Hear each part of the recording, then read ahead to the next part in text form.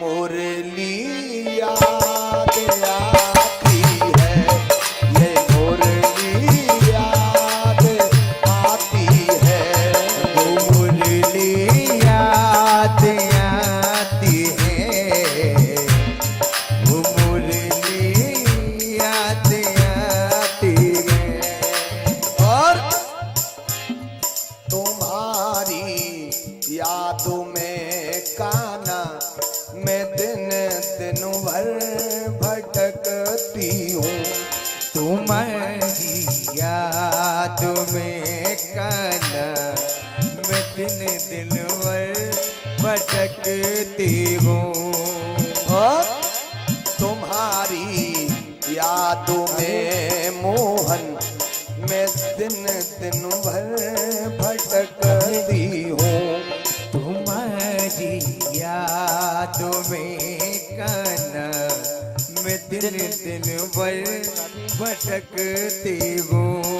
वो आई रात तू बैरन तो मैं मछली सी तड़पोती हूँ।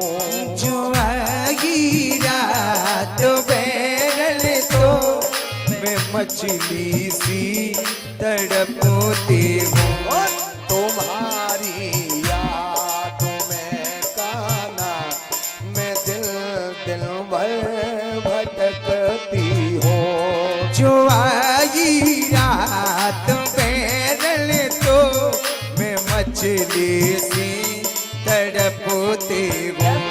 तुम्हारी रात तू बैरन तो मैं मछली सी तड़पोती हूँ। जो आई रात बैरन तो मैं मछली से तड़पती हूँ। तुम्हारी सावली सूरत, तुम्हारी सावरी सूरत मेरे मन को लुभाती है। ओ ये मुरली याद आती है, वो मुरली याद आती है। सुन कान मुरली ना बजा, मुरली याद आती है, वो मुरली याद आती है। और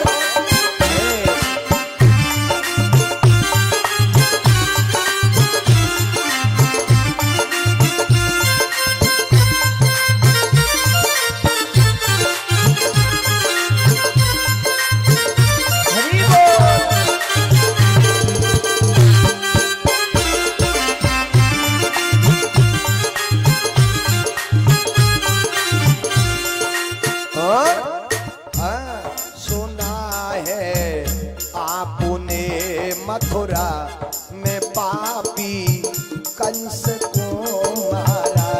सुना गे आपने मथुरा में पापी कंस को मारा। सुना है आपने मथुरा में पापी कंस को मारा। सुना गे आपने मथुरा पापी कंस को मारा। उबारे देवकी वसुदेव बचाए नंद के लाला। बचाए उबारे देवकी वसुदेव बचाए नंद के लाला।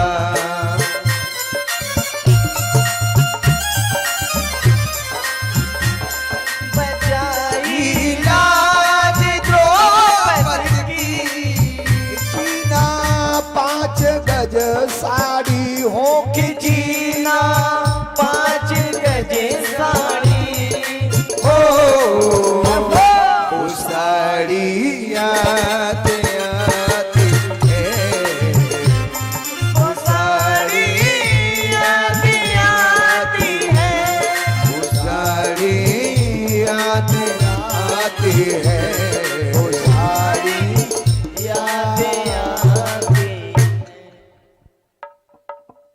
राधे। बोली सतगुरुदेव भगवान की। जय हो।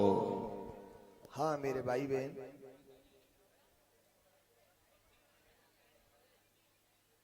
लाला जी तो मुंह पे आवेंगे आगे। हले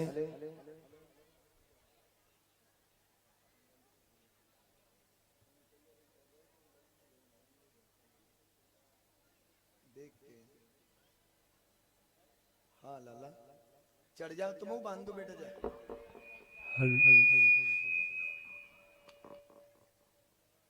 खोलियो जा, खोलियो माइक खोलियो, बोलियो। हेलो ना कम कर इसे।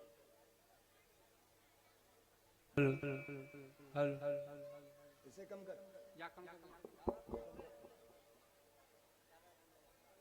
राधे श्री राधे।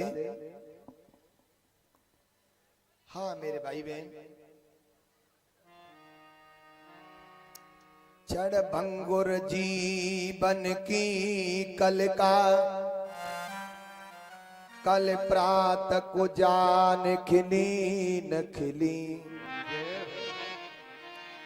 मलिया जल की सुच शीतल मंद, सुगंध समीर चली न चली।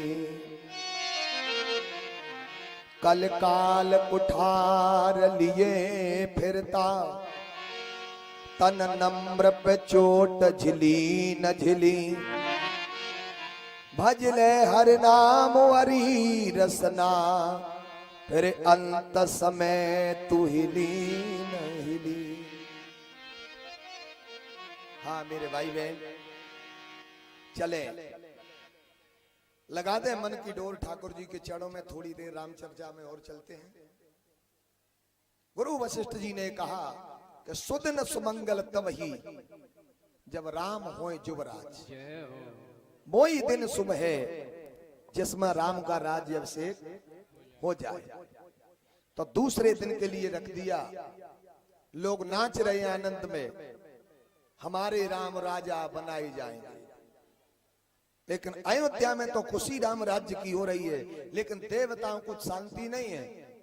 देवगण सोच रहे हैं कि प्रभु राजा बनेंगे तो रावण का क्या होगा, हमारे प्राण कैसे बचेंगे। तो देवता मां सरस्वती के पास पहुंचे। जय श्री राधे। मां सरस्वती विघ्नेश्वरी के पास पहुंचे और कहा, देवी माते आप ऐसा करें, अयोध्या में जाए। किसके लिए? कि जहां राम राज्य की तैयारी हो रही है, वहां कोई ऐसी दीवार खड़ी कर दे कि राम का राज्य अभिषेक न हो, वो वनवासी हो जाए। सरस्वती ने कहा, देवताओं तुम्हारा स्थान तो बहुत ऊंचा है, लेकिन तुम्हारे विचार ठीक नहीं है। क्योंकि ऊंच निवास नीच करतूती, देख न सकहे पराई विभूति। पधारी है, आइए। अरे इतना आनंद वो हमसे कह रहे कि विघन डाल दे। तब सरस्वती से देवता कहते हैं, माँ राम राजा बने तो सुख नहीं, और वनवासी बने तो दुख नहीं। जय श्री राधे।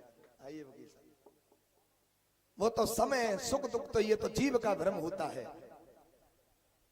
बोले ठीक। तो सरस्वती चले। सरस्वती ने निशाना बनाया, नाम मंथरा मंद मत चेरी कह कई केर, और अजस पिटारी ताय कर गई गिरा मत फेर। मंथरा की कई की दासी मंथरा को निशाना बनाया। मंथरा की मुखिया जी पधारे। जैसे ही मंथरा की बुद्धि में सरस्वती प्रवेश करती है, जय श्री राधे, जय श्री राधे, जय श्री राधे, पधारी। अब सरस्वती ने विचार किया, मंथरा को निशाना बनाया। मंथरा घर से निकली, लोगों से पूछने लगी, आज को मेहमान आए रहो ताकि खुशी में अयोध्या सज रही है। लोग कहते हैं कुबड़ी तो पतो ना है, काहे को राम राजा बनेंगे। इतना सुनते ही मंथरा के हृदय पर धक्का लगा। अब जरा ध्यान दें, किसी का बढ़िया गृहस्थी घर चल रहा हो और अच्छे घर में चलते हुए में आग लगानी हो, परिवार बर्बाद करना हो, तो इस कथा को ध्यान से सुने। वकील साहब, और जरूरत पड़े तो मंथरा को गुरु बना लेना। मंथरा निकली, लोगों से पता चला कि राम का राज्याभिषेक हो रहा है, तो कैकेयी के महलों में पहुंच गई। माँ कैकेयी के महलों में पहुंच गई, रोने लगी। मंथरा से पूछा कैकेयी ने, मंथरा मेरा राम ठीक है, कुशल है? पति की नहीं पूछा, अपने पुत्र किसी के लिए नहीं पूछा, प्रेम राम से अधिकता। तो मंथरा कहती है कि राम है छोड़ कुशल के ही आजू, और जय है जनेश दे जुवराजू। जितना सुख राम जी के लिए है उतना तो किसी के लिए नहीं है। क्यों? कि कल राम का राज्याभिषेक होने जा रहा है। तो माँ कैकेयी ने गले से हार उतार के मंथरा को दिया। खुशी में मंथरा ने कहा ये तो बात उल्टी पड़ गई, हार लेके फेंक दिया। मंथरा धरती पर लेट गए। कैकेयी ने कहा, मंथरा राम राज्य से तुझे इतनी हैरानी क्यों हो रही है? बोले इसलिए हो रही है महारानी, राम राजा बन जाएगा, लक्ष्मण मंत्री हो जाएगा, तेरे बेटा भरत के लिए कुछ नहीं रहेगा, तुझे ऐसे निकाल दिया जाएगा जैसे दूध में से मक्खी को निकाल देते हैं। महाराज पर अभी बात हो रही है, दूर से करंट कब लगेगा? जब हम तार से हाथ लगाएंगे तब, खम्मा को छुएंगे तब। मंथरा से कैकेयी कहती है मैं तेरी जीभ खींच लूंगी, आगे बोल गई तो मेरे सुहाग के प्रति बोलने का अधिकार क्या है? महाराज तो कि मेरा तो ऐसा ही भाग्य में लिखा है, कोई हो निरप हमें का हानि और दासी छोड़े हों कहां। रानी तेरा अहित नहीं देखा जा रहा है, धरती पर लेट गई। महाराज मंथरा के कंधा पर कैकेयी ने हाथ रखा, क्या बात है? और हाथ लगाते ही सरस्वती बुद्धि में प्रवेश कर गई। मंथरा कहती है कि अब मैं बोलूंगी तो तुम मेरी जीभ खींच लोगी। बोले मंथरा तू ठीक कह रही है, मैं 3 दिन से स्वप्न देख रही हूँ। कैकेयी कहती है। अब मंथरा ने जीभ दांतों के बीच में दबाई, बोले सफलता मिलेगी। अब मंथरा से कह रही है, माँ कैकेयी के स्वप्न देख रही हूं, पर काय के? विधवा होने के।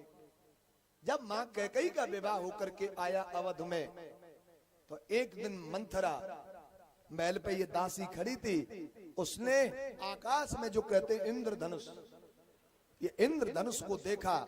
तो गुरु वशिष्ठ जी से पूछा कि ये धनुष मैंने देखा, इसका फल क्या है?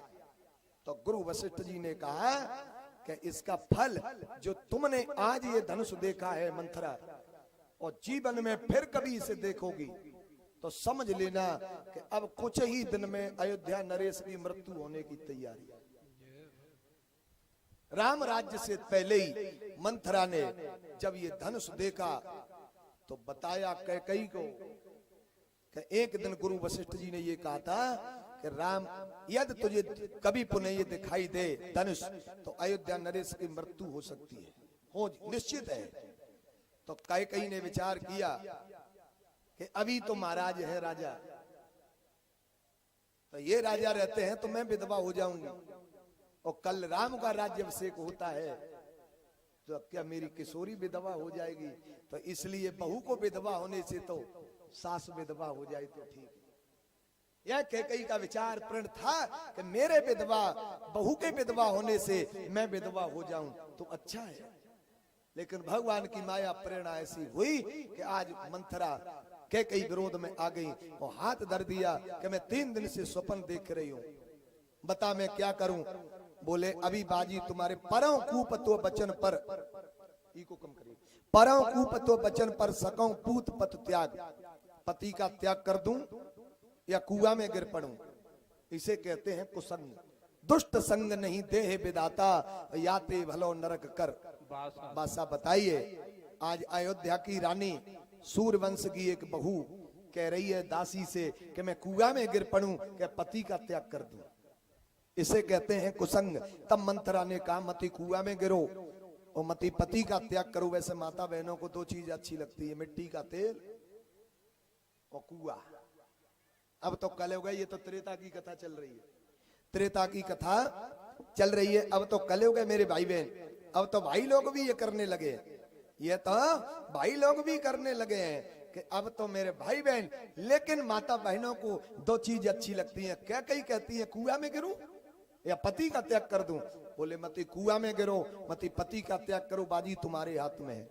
बोले मैं क्या करूं बता। अब गरज होती है तो रानी नौकरानी के हाथ जोड़ती है वकील साहब के, नहीं हाँ, क्योंकि गरजे अर्जुन हीजड़ भयो, गरजे अर्जुन हीजड़ भयो, गरजे गोविंद धैन चराई, गरजे द्रौपदी दासी बनी, गरजे भीम रसोई पकाई। गर्ज बड़ी इन लोगन में, गर्ज बिना कोई आवे न जावे, कभी गंग कहे सुन साह अकबर, गर्ज से बीबी गुलाम रुझावे। जब गर्ज होती है तो रानी नौकरानी के पैर पकड़ लेती है। जिन हाथों से अर्जुन ने बाण चलाए थे, ब्रह्मांड में भयंकर आवाज होती थी, उन हाथों में अर्जुन को एक दिन चूड़ी पहननी पड़ी। भीमसेन को रसोईया बनना पड़ा, द्रौपदी को दासी बनना पड़ा। आज रानी नौकरानी से हाथ जोड़ रही है, क्या करूं बता। बोले 2 वरदान रखे, वो मांग लो। बोले क्या मांगे? कि सुत है राज, राम है वनवास। बेटा वर्त के लिए राजगद्दी और राम के लिए 14 वर्ष का वनवास। 14 वर्ष की बात कौन कह रहा है? ना तो मंथरा बोल रही है, ना कैकेयी बोलेंगे, वो सरस्वती बोल रही है। क्यों? कि रावण की आयु अभी 14 वर्ष शेष है, तो समय से पहले रावण का अंत नहीं होगा। और जब रावण का अंत हो जाएगा तो भगवान को वन में रहने की जरूरत क्या है। तो 14 वर्ष से न कम न ज्यादा मांगने का मतलब ही नहीं है। और चाहे ये भी है कि जो अयोध्या की गद्दी है उस पर 14 सिद्धि हैं, तो एक सिद्धि पे पैर रखने के लिए 1 वर्ष की वन में तपस्या की आवश्यकता है। वो अध्यात्म दृष्टि से देखें तो रावण कौन है? काम।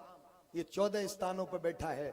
मेरे 5 ज्ञानेंद्रिय, 5 कर्मेंद्रिय, 4 अंतःकरण, मन बुद्धि चित्त अहंकार, जो 14 तत्वों को वश में कर लेगा वही काम रूप रावण का नाश कर सकता है। आज मेरे भाई बहन, मंथरा कोप भवन में चली गई। अब कोप भवन में क्या है? ये राजा महाराजाओं के यहाँ, महाराज इच्छाकू के जमाने का ये कोप भवन। महाराज इच्छाकू ने घर बनवायो तो देवियों के रूठने के लिए एक महल बना अलग से। आज तक बड़े बड़े ताजमहल जैसे बन गए, पर किसी ने अपने घर में कोप भवन नहीं बनवाए। और उस कोप भवन का उद्घाटन महाराज इच्छाकू के जमाने से वो आकर के महाराज दशरथ के कार्य में आकर के मां कैकेयी के द्वारा उद्घाटन हुआ। और कैकेयी घर में बन जाए तो ठीक है, पर अब क्यों नहीं बनाते हैं? अब क्यों नहीं कोप भवन बनाते हैं? अब तो पूरा घर ही कोप भवन है, पूरा घर ही कोप भवन है। क्योंकि 11,000 वोल्टेज हमेशा देवी जी के महाराज खोपड़ी में घूमते रहते हैं। एक विचारो सीधो साचो, सत्संग में चलो गए, पत्नी का वही काम, आ गए निठल्ले, काम कुछ है नहीं। तो रही कम करिए, तो रही कम करिए। काम तो कुछ है नहीं तुम्हारे पास, भोजन भी कहां टाइम से नहीं खाते हो। ठंडा हो गया, मैं बनाऊंगी तुम खा लेना। वो बेचारा बोले ही नहीं, बोले नहीं तो पत्नी और ज्यादा भड़के। और ये समस्या होती है कि सास बहू से कुछ कहे और बहू चुप रहे तो सास और ज्यादा बोलती है। अच्छा हमारी सुनी नहीं जा रही है, हम बेवकूफे बक रहे हैं। और बहू बोल दे कुछ, अच्छा हमसे मुंह लड़ाएगी, समस्या है। तो महाराज वो बेचारा बोला ही नहीं। उसने दाल कटोरी में की, रोटी लेके बैठ गया और सामने आके बैठ गई। अब कैसी लग रही है? खा लो। उसने ली कटोरी और पत्नी की खोपड़ी पे धर दी दाल। पत्नी बोली क्या कर रहे हो? मजाक कर रहे हैं। बोले मजाक नहीं कर रही। बोले तो कि ये ठंडी है दाल? कि बोले दाल तो ठंडी है, पर तेरी खोपड़ी तो गर्म है, तो कछू तो या में गर्म आई आ जाएगी। तो मेरे भाई बहन, तो कोप भवन में कैकेयी चली गई। शाम का समय हुआ, सांझ समय सानंद नृप गए कैकेयी गे। कैकेयी के भवन में महाराज दशरथ जी जाते हैं। और भी और कम कर आगे से, और कम कर। जैसे ही महलों में प्रवेश किया तो पूछा सेवकों से, महारानी कहाँ है? बोले कोप भवन में। कोप भवन का नाम सुनते ही कोप भवन सुन सकुचे राऊ और भय बस अग होना पर है न पाऊ। इतने भयभीत हो गए कि आगे पैर नहीं रख पा रहे। अब बाबा लिख रहे हैं कि सुरपति बसे बाहुबल जाके, नरपत सकल रहे रुकता के, सो सुन तीर गए सुखाई और देखो काम प्रताप बढ़ाई। काम का प्रभाव देखिए। महाराज दशरथ जब स्वर्ग में जाते हैं तो इंद्र अपना आधा आसन बैठने के लिए बगल में देते हैं। पृथ्वी के न जाने कितने राजा होंगे जिन्होंने मस्तक चरणों में झुकाया होगा। ऐसे तेजस्वी तपस्वी राजा पत्नी के भय के कारण भयभीत हो गए। देखो काम प्रताप बढ़ाई। आज अयोध्या में 3 चीज एक जगह हो गई, काम, क्रोध और लोभ। कांव में मारा दशरथ, क्रोध में मैया कैकेयी और लोभ में मंथरा। और भगवान को भगाना है अपने से दूर, तो मर्यादा तोड़ के एक को अपना लो, चले जाएंगे। महाराज महलों में देखा जाकर के, तो क्या देख रहे हैं महाराज के भूमि शयन पट मोट पुराना, कैकेयी धरती पर लेट रही है, वस्त्र अलंकार पड़े हैं, कंधा पर हाथ धरते हैं। महाराज दशरथ जी जाकर के बोले प्रिय के हे तुरान, के हे तुरान रिसान, परसत पान पते निवारही। हे प्रिय, हे गजगामिनी, कोयल के कंठ के समान बोलने वाली, हंस की गति से चलने वाली, हे सुमुखी, तुम्हारे रूठने का कारण क्या है? अब विचार कर ले क्या बोल रहे हैं। के हे तुरान रिसान परसत पान पते निवारही। हे प्रिय गजगामिनी, कोयल के कंठ के समान बोलने वाली, हंस की गति से चलने वाली, तुम्हारे रूठने का कारण क्या है? अब वकील साहब, कोई नौजवान छोरा और विवाह होके आए और पत्नी से खटपट हो जाए, अंदर से कुंडी लगा ले पत्नी, तो अंदर की कुंडी आजकल बहुत खराब है, अंदर की कुंडी बहुत खराब है, और वो दरवाजे पे खड़ा होकर के बोल दे हे प्रिय, हे गजगामिनी, तो कोई बात नहीं है, संकट कट जाए। लेकिन प्रधान जी एक बात बताओ, एक बूढ़ा डुकरा जाके मुंह में दांत नहीं, जैसे हमारी मजीरा बाजारे मुरैना मध्य प्रदेश के ये दादा हैं, मुंह में दांत नहीं हो और बूढ़ी डुकरिया से कहे हे प्रिय, हे गजगामिनी, कोयल के कंठ के समान बोलने वाली, हंस की गति से चलने वाली, हे सुमुखी, तुम्हारे रूठने का कारण क्या है? तो क्या भगवान उसे माफ करेंगे? हाथ कंधा पर रखा, कई हे तुरान रसान परसत पान पते निवारही, तो के कई हाथ लगाते ही कैसे खड़ी हुई, मानव सरोस भुअंग भामिन विषम भांत ने आ रही, जैसे कोई काली नागिन। कर दिया तुमने आज मेरा कल्याण पूरा।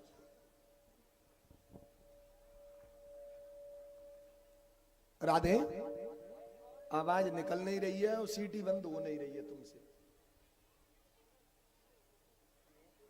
चल आज तू 2 घंटे और बजा ले अभी, है ठीक।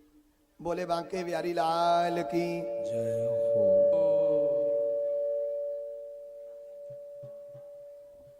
राधे,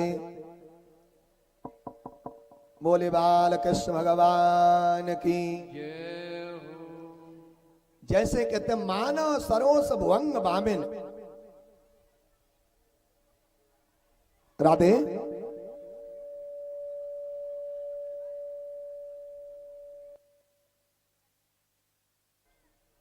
राधे,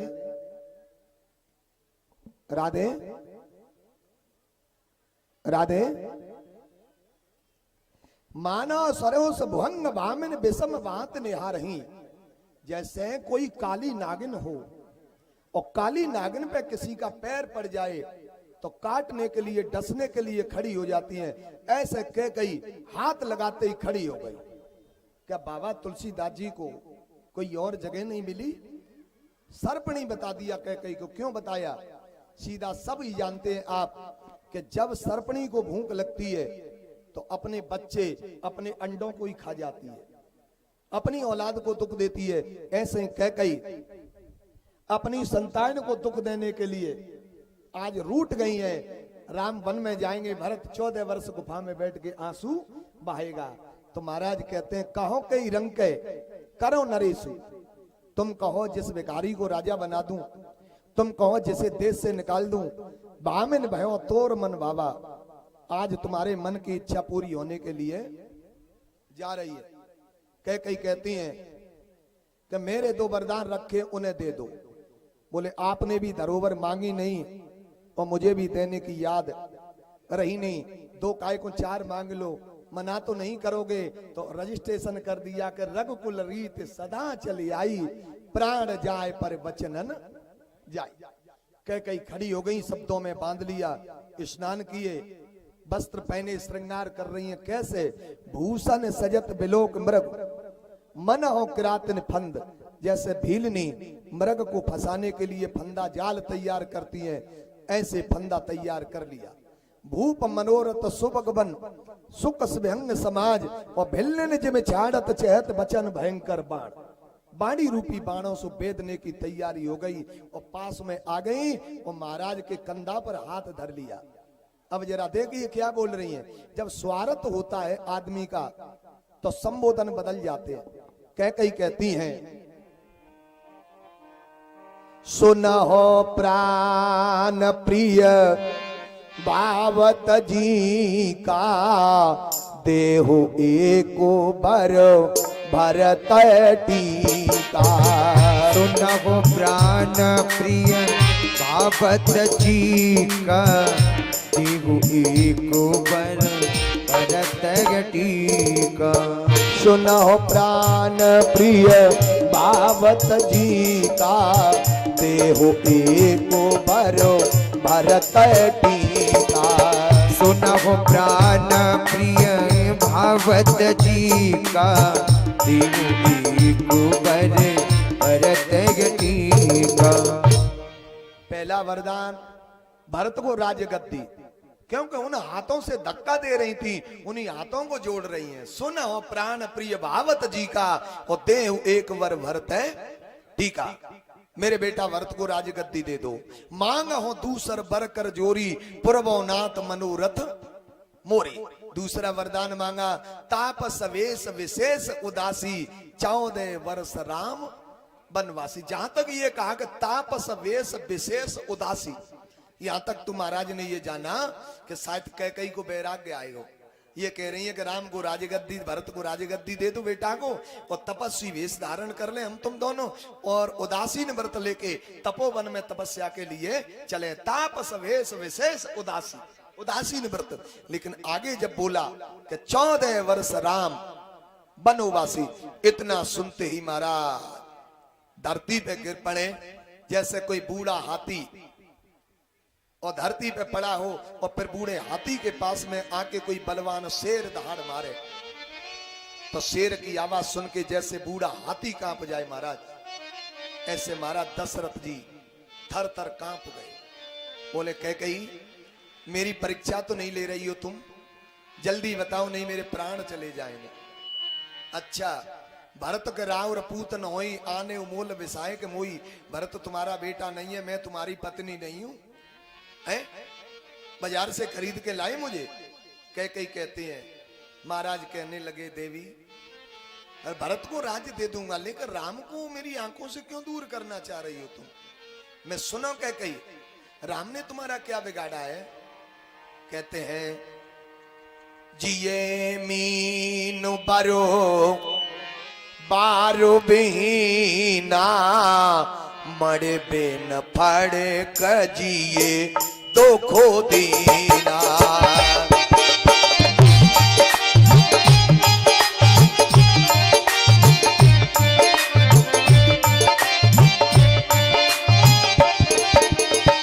कहे ओ स्वभावुन चल मन माही, जीवन मोर राम बिनु नाई।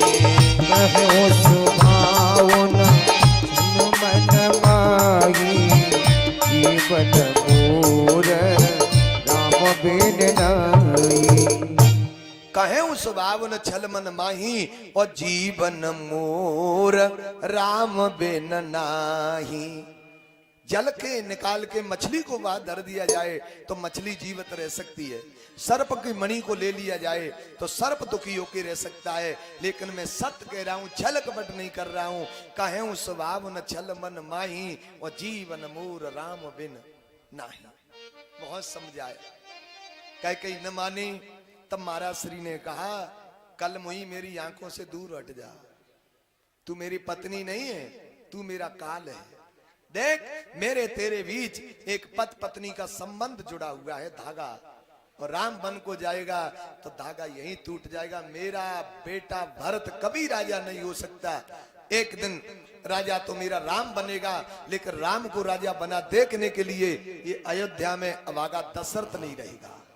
मूर्छित होके धरती पर गिर पड़े। सुबह हो गई, रात्रि वह राम राम कहते रहे। पिछले पहर भूप नित जागा, आज हमें बड़ अचरज लागा। महाराज नहीं जागे तो सुमंत मंत्री महलों में गए। कैकई से पूछा महाराज को क्या हुआ? बोले मुझे नहीं पता है, तो कि सारी रात राम राम चिल्लाते रहे, राम को पूछो। राम जी को बुलाया गया तो राम जी भगवान कहते हैं माँ कैकई से कि हे माँ, पिताजी के दुख का कारण क्या है? बोले तुमसे प्रेम ज्यादा है। तो कि प्रेम का मतलब ये थोड़ा ही है कि वो मूर्छित हो जाए, और भी तो कोई कारण होगा। बोले मेरे 2 वरदान रखे हैं, तुम्हारे लिए 14 वर्ष का वनवास, भरत के लिए राजगद्दी। इतना सुनते ही भगवान कहते हैं जरा देखिए क्या कहा है। सुन जननी सोई सुत बड़ भागी, जो पे तुमात बचन अनुरागी।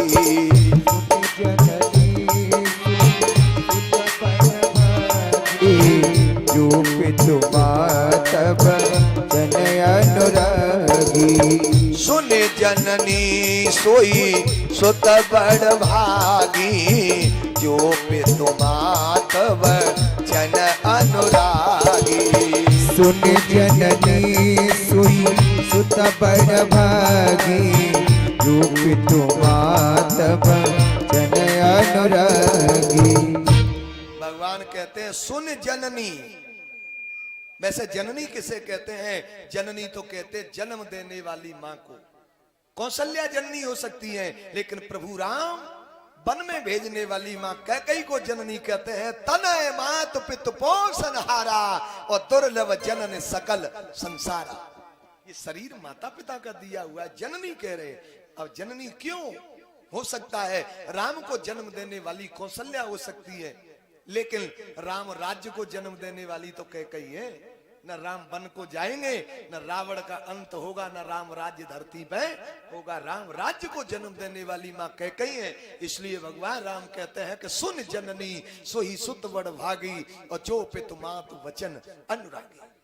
पिताजी को समझाया, पिताजी धैर्य धारण करो, हम तो 14 वर्ष के लिए वन में जाएंगे और सकुशल लौट करके आएंगे। कैकई के यहाँ से भगवान राम अपनी मां कौशल्या के पास आए हैं। अब थोड़ा गाड़ी स्पीड बनाएगी महाराज। जैसे ही, क्योंकि अभी चंद्रवंश में मुझे प्रवेश करना है, 9 दिन की कथा 1 दिन में कैसे हो सकती है? जैसे ही देखा, मां को पता चला कि बेटा को वन में पिताजी भेज रहे हैं, तो मां कहती है कि न तो मैं ये कह सकूं कि वन में जाओ, और न ये कह सकूं कि वन में मती जाओ, क्योंकि राख न सको न कह सक जाऊ। दुई भात और दारुण दाऊ, धर्म सनेय उभय मत घेरी, और भई गति सांप चचूंदर केरी। लेकिन बेटा 100 अयोध्याओं का सुख तुझे वन में मिलेगा। कौशल्या कह रही है, जो तुम्हें यह अयोध्या में सुख है, ऐसी 100 अयोध्याओं का सुख वन में मिलेगा। वन के देवी देवता तुम्हारी रक्षा करेंगे। तब तक सीता जी आ गए। तो सीता जी से भगवान राम कह रहे हैं कि अच्छे से रहना, माता पिता की सेवा करना। तो सीता जी बैठ के धरती पर और अपना हाथ पैर पे और हाथ पर थोड़ी धर आंसू बहा रही हैं, लेकिन धीरे धीरे पैर के नाखून से धरती को कुरेदने लगे। और पायल में जो घुंघरू बंधे हैं वो घुंघरू बज रहे, उन्हें इशारा कर रही हैं। क्या कहें भगवान, जब मैं पुष्प वाटिका में फूल तोड़ने के लिए गए तो ये घुंघरू की आवाज तुमने सुनी, नूपुर की आवाज सुनी, तो तुमने मेरी तरफ देखा। जब बगीचा में मेरी तरफ नूपुर को सुन के देखा, तो कि आज बन के जाते समय क्या नूपुर की तरफ नहीं देखोगे? इशारा कर रही हैं। तब ये कहा कि अच्छे से रहिए। तब किशोरी जी ने कहा कि आपको भरोसा है कि मैं 14 वर्ष सकुशल रह सकती हूँ? कीर्तन प्राणक केवल प्राणा, मेरे शरीर और प्राण दोनों जाएंगे कि प्राण ही प्राण जाएंगे। ले जाएंगे तो शरीर भी जाएगा, प्राण जाएंगे, और छोड़ जाएंगे तो प्राण जाएंगे, शरीर रह जाएगा। तब सीता जी ने कहा है महाराज, जिय बिन दे है नदी बिन बारी, जैसे नाथ पुरुष बिन नारी। जिय बिन देह नदी बिन बारी, ऐसे नाथ पुरुष बिन नारी। जिय बिन देह नदी बिन बारी, तैसी नाथ पुरुष बिन नारी। जिय बिन देव नदी बिन बारी, ऐसे नाथ पुरुष बिन नारी।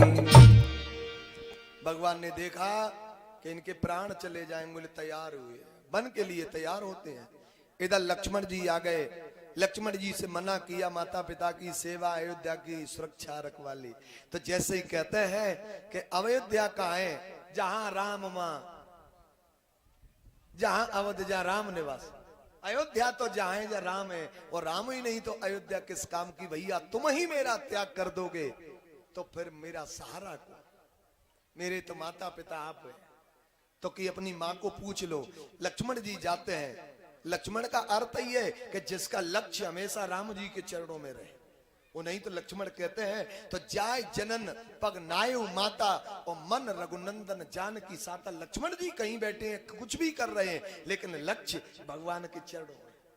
माँ से कहा मैं वन में जा रहा हूं, तो माँ कहती है बेटा जाइए, लेकिन स्वप्न में भी भाई की आज्ञा का उल्लंघन मत कर देना।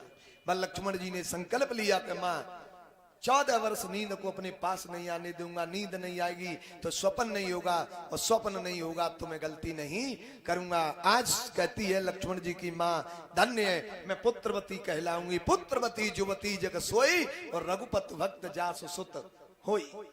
राम लक्ष्मण सीता तीनों पिताजी से मिलने के लिए गए हैं। कैकेयी कहती है राम अभी तुम वन को गए नहीं, चलो वन के लिए। जब किशोरी जी को पीला वस्त्र दिया भगवा पहनने के लिए, तो सुमंत मंत्री खड़े, आंसू निकल गए साहब आंख से। महल का खम्मा पकड़ लिया, के कई हद हो गई। तब भगवान राम जी आ गए। राम कहते मंत्री जी क्यों रो रहे हो, ये तो अयोध्या है। इसी अयोध्या में महाराज एक दिन हरिश्चंद्र को बिकना पड़ा सत्य के लिए। राजा बिका कोई बात नहीं, अपनी पत्नी रानी तारा को बेच दिया। पत्नी बिके, लेकिन उनका एक पुत्र रोहित, उसे भी बेच दिया। ब्राह्मण के घर में रानी काम करती है। बेटा समदा लकड़ियां लेने जाता है वन से। राजा डोम के घर है। तो एक दिन रोहित वन में गया, लकड़ियां लेने, गट्ठा बनाया, सिर पे धर लिया, घर के लिए आ रहा है। रास्ता में प्यास लगी तो एक बगीचा दिखाई दिया। बगीचा की रोस में लकड़ियां रख नहीं, पानी पीने के लिए अंदर चला तो एक बेल पे सुंदर फूल दिखाई दिया। बच्चे ने हाथ डाला, वहीं काला नाग बैठा था, उसने डंक मार दिया। बेटा भाग के आया, बोले माँ के पास पहुंचूं, लेकिन दुर्भाग्य लकड़ियों के पास आया गट्ठा के, तो जहर का बेग चढ़ा कि गट्ठा के ऊपर ही रोहित गिर पड़ा। सोचने लगा मेरी माँ से कौन कहे कि तेरा बेटा सर्प ने काट ली, और दुखी हो रहा है। कहते हैं को जाई कहे मैया से हाल हमारो, डसलियो नाग कारे ने पुत्र तुम्हारो। भगवान यहाँ कोई ना दिखाता गे,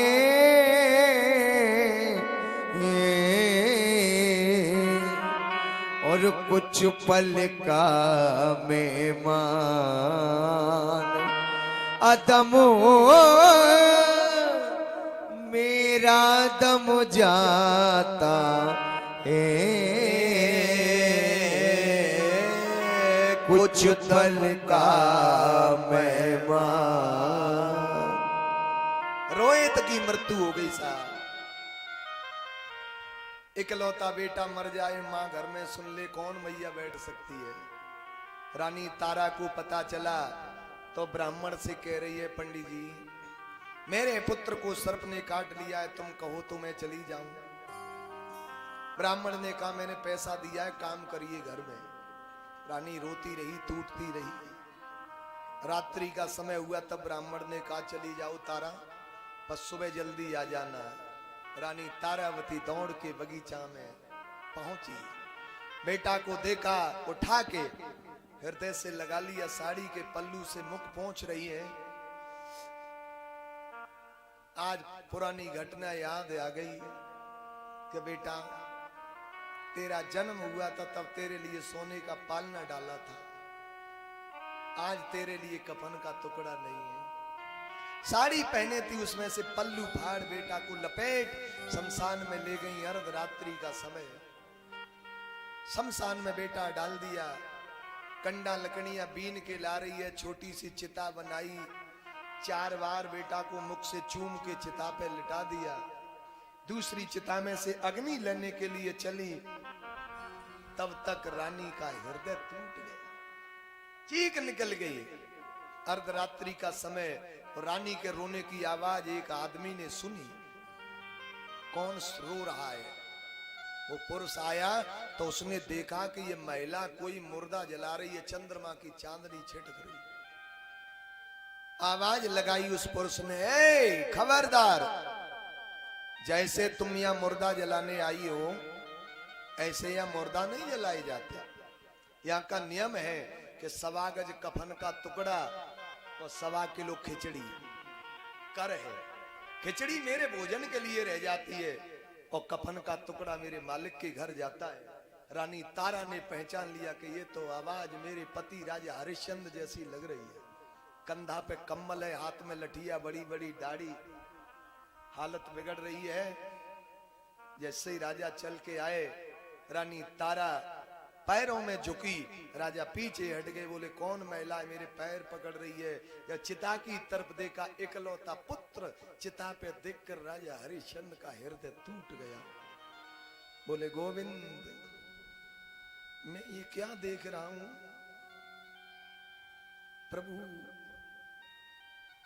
तूने मेरा पुत्र छीन लिया, लेकिन धन्य है राजा हरिश्चंद्र के लिए धैर्य पे पत्थर धारण, हृदय पे धैर्य का पत्थर धारण कर लिया। और तारा से कहता है, तारा, मेरे तेरे बीच इस समय पति पत्नी का कोई संबंध नहीं है। तारा, कर्म की गति है कि तू ब्राह्मण के घर में काम कर रहे और मैं एक डोंग मेहतर के घर हूं, मैं अपवित्र हूं। तू मुझे हाथ लगाएगी तो तुझे स्नान करना पड़ेगा। लेकिन तारा, मैं मर्यादा में हूं इस समय, मैं दाग नहीं लगने दूंगा, तू यहां से उठा के ले जाए इसे। यही तो है रघुकुल रीत।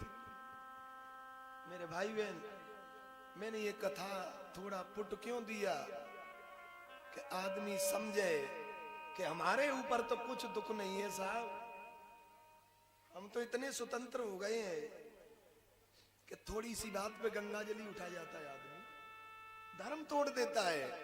दुख देखना है तो यहां देखिए शास्त्रों के पात्रों पर, दुख देखो तो यहां देखिए, हमारे पास इतना दुख है। महाराज, तब कहा भगवान राम ने, मंत्री जी हम तो वन को जा रहे हैं, ये तो अयोध्या की यही तो कथा है कि रघुकुल रीत सदा चले आई, प्राण जाए पर वचन न जाए। आज मेरे भाई बहन, राम लक्ष्मण सीता वन को चले, तब मंत्री जी से कहा मेरा रथ ले जाओ और राम को रथ में घुमा के वापस लाना। इधर मंत्री जी राम को ले गए। महाराज दशरथ कहते हैं कि मुझे कैकेयी के महलों से उठा के कौशल्या के महलों में ले चलो। कौशल्या के महलों में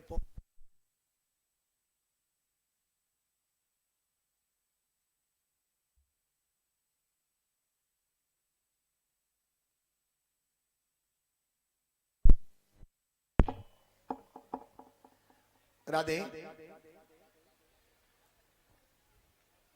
कौशल्या के महलों में पहुंचाया गया। तब महाराज दशरथ जी कहते हैं कौशल्या से, रानी अब मैं नहीं बच सकता। क्योंकि उन्हें एक पुरानी घटना याद आ गई। कौन सी?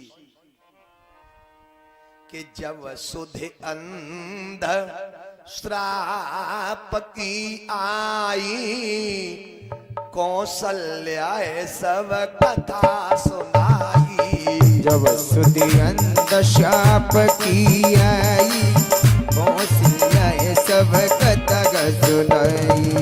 जब सुध अंध श्राप की आई, कौशल्या सब कथा सुनाई। जब सुधि अंध शाप की आई, कौशल्या सब कथा सुनाई।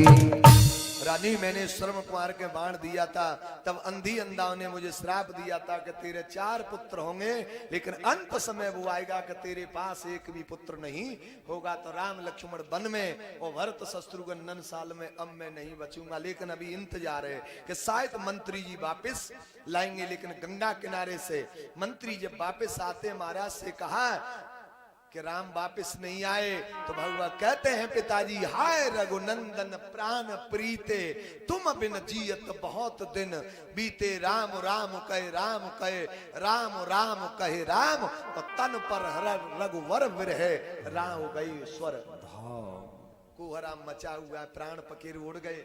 आनन फानन में भरत शत्रुघ्न को कह देश से बुलाया गया। भरत जी को पता चला तो महाराज बार बार अपनी मैया कैकेयी को कोसा। गुरुजी से कहा, गुरुजी आपके होते हुए क्या हुआ? गुरुजी ने कह दिया, भरत भाव प्रबल बिलक कही मुननाथ, हान लाव जीवन मरण जस अपजस वेद। हाँ, ये किसी के हाथ में नहीं है। पिताजी का संस्कार कराया, इधर भगवान राम गंगा पार होते हुए संतों के दर्शन करते हुए और चित्रकूट पधारे हैं। इधर भरत जी भी, महाराज अब तो मुझे निकलना पड़ेगा क्योंकि आज कन्हैया का जन्म कराना है। तो चित्रकूट भेंट हुई है, लाख प्रयास करने पर भी भगवान वापिस नहीं आए। जो खड़ाऊ लेकर के भरत जी गए, वो खड़ाऊ लाए और गद्दी पर स्थापित की। और भगवान राम के विरह में भरत जी नंदी ग्राम पहुंच गए। बोले जमीन पर नहीं लेटूंगा, क्यों कि जमीन पे तो मेरे भैया होंगे, तो स्वामी को के बराबर में सेवक को नहीं बैठना चाहिए। तो मेरे प्यारे गुफा की परंपरा ही चली आ रही है, इसीलिए कि भैया ऊपर जमीन पर तो मैं सेवक हूं, मैं जमीन में गुफा बना के नीचे बैठूंगा। 14 वर्ष बास किया गुफा में, आंसू बहाते रहे। महाराज अब जरा देखिए कि भगवान राम अकेले रावण के कारण धरती पर नहीं आए। क्यों कि रावण के कारण आते तो रावण को तो वो वहीं अयोध्या से बैठ के मार देते। लेकिन मतंग ऋषि ने कैकेयी ने पूछा, किसने? सवरी ने। जब मतंग ऋषि जाने की तैयारी, सब सन्यासी बैठे थे पास में उदास, तो सवरी ने कहा मतंग ऋषि से, पिताजी आप जा रहे हो? बोले हाँ। कहाँ जा रहे हो? बोले जा बेटी, सबको जाना होता है। बोले कब आओगे? कि आना कैसा वहां से? तो कि मैं किसके सहारे रहूंगी? बोले सबका सहारा भगवान है। बोले मैं कहाँ ढूंढूंगी? बोले तुम्हें ढूंढने की जरूरत ही नहीं है, वो एक दिन ढूंढता हुआ तेरे पास आएगा। तो सवरी ने पद्म पुराण में वर्णन है कि सवरी कर रस्ता साप, आज मेरे घर राम पधारे। तो 10,000 वर्ष सवरी ने इंतजार किया। सुबह से शाम तक इंतजार करती और शाम को आशा टूट जाती, सुबह होते ही फिर आशा लग जाती। 10,000 वर्ष ध्यान किया, सवरी वनवास न होती तो राम का भी वनवास नहीं होता। महाराज विशेष कारण, लेकिन ये धरती पे अधर्म रूपी कूड़ा रावण था, सीता जी को हरण का माध्यम बनाकर और महाराज रावण का कल्याण किया और धरती पर राम राज्य की स्थापना होती है। बोले राजा रामचंद्र भगवान की जय हो। तो मेरे भाई बहन, यहाँ परीक्षित जी कहते हैं, गुरुदेव आपने राम कथा मुझे श्रवण कराई, बड़े आनंद की अनुभूति हुई। अब मैं कृष्ण कथा श्रवण करना चाह रहा हूँ। कितना प्यारा वंश है जिसे हम कहते हैं चंद्र वंश, जिस चंद्र वंश में मेरे कन्हैया का प्रागट है हुआ है। कि दशा मुझे दीन की भगवन संभालोगे तो क्या होगा? दशा मुझे दीन की भगवन संभालोगे तो क्या होगा? दशा मुझ दीन की भगवन संभालोगे तो क्या होगा। दशा मुझे दीन की भगवन संभालो के तो क्या होगा। और मुझे चरणों की सेवा में, मुझे चरणों की सेवा में लगा लो के तो क्या होगा। मुझे चरणों की सेवा में लगा लो ये तो क्या होगा। दशा मुझे दीन की भगवन संभालो ये तो क्या होगा। और भगवान कहते हैं, भक्त कह रहा है, हे प्रभु मैं नामी पातकी हूँ और नामी पापू हर तुम हो। मैं नामी पात की हूँ और नामी पाप हो गए तुम हो। जैसे कहते नहीं है बड़ा नामी आदमी है, कहते हैं ना बड़ा नामी आदमी है, तो भक्त कहता है कि हे प्रभु मैं नामी पापी, मैं तो नामी पापी हूँ लेकिन आप भी कम नहीं हो, आप नामी पाप हरता हो। मैं नामी पातकी हूँ और नामी पाप हर तुम हो। ये लज्जा दोनों नामों की, ये लज्जा दोनों नामों की बचा लो ये तो क्या होगा।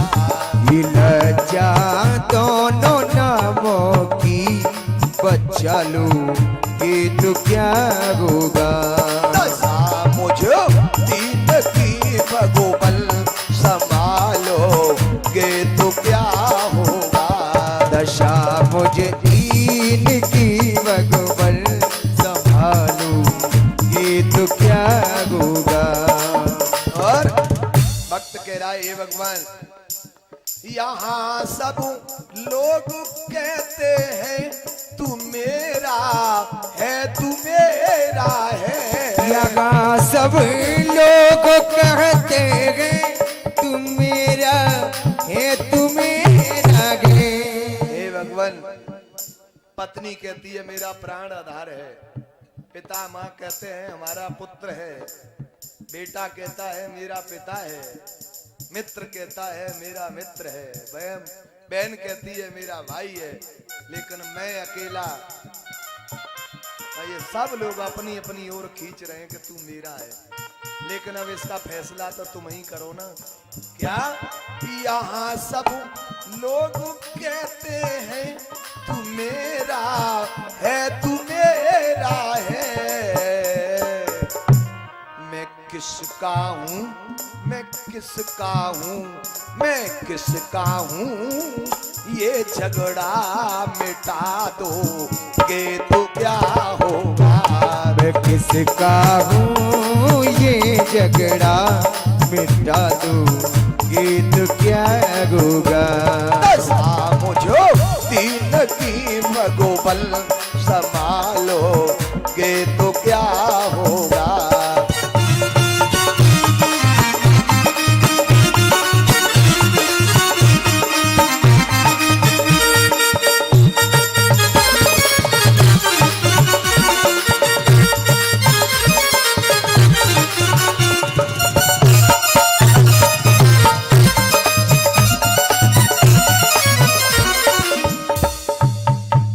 सदगुरुदेव भगवान की जय हो।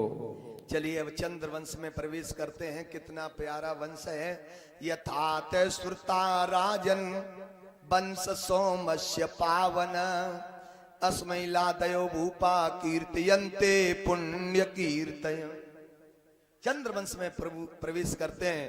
श्री सुखदेव जी वर्णन कर रहे राजन परीक्षित नारायण के पुत्र हुए ब्रह्मा जी, और ब्रह्मा जी के पुत्र हुए अत्रि, और अत्रि के पुत्र हुए श्रीमान चंद्रमा, चंद्रमा के पुत्र हुए बुध, और बुध के पुत्र हुए पुरूरवा, पुरूरवा के वंश में 6 पुत्र हुए आयु, सुतायु, सत्यायु, रय, विजय और जय।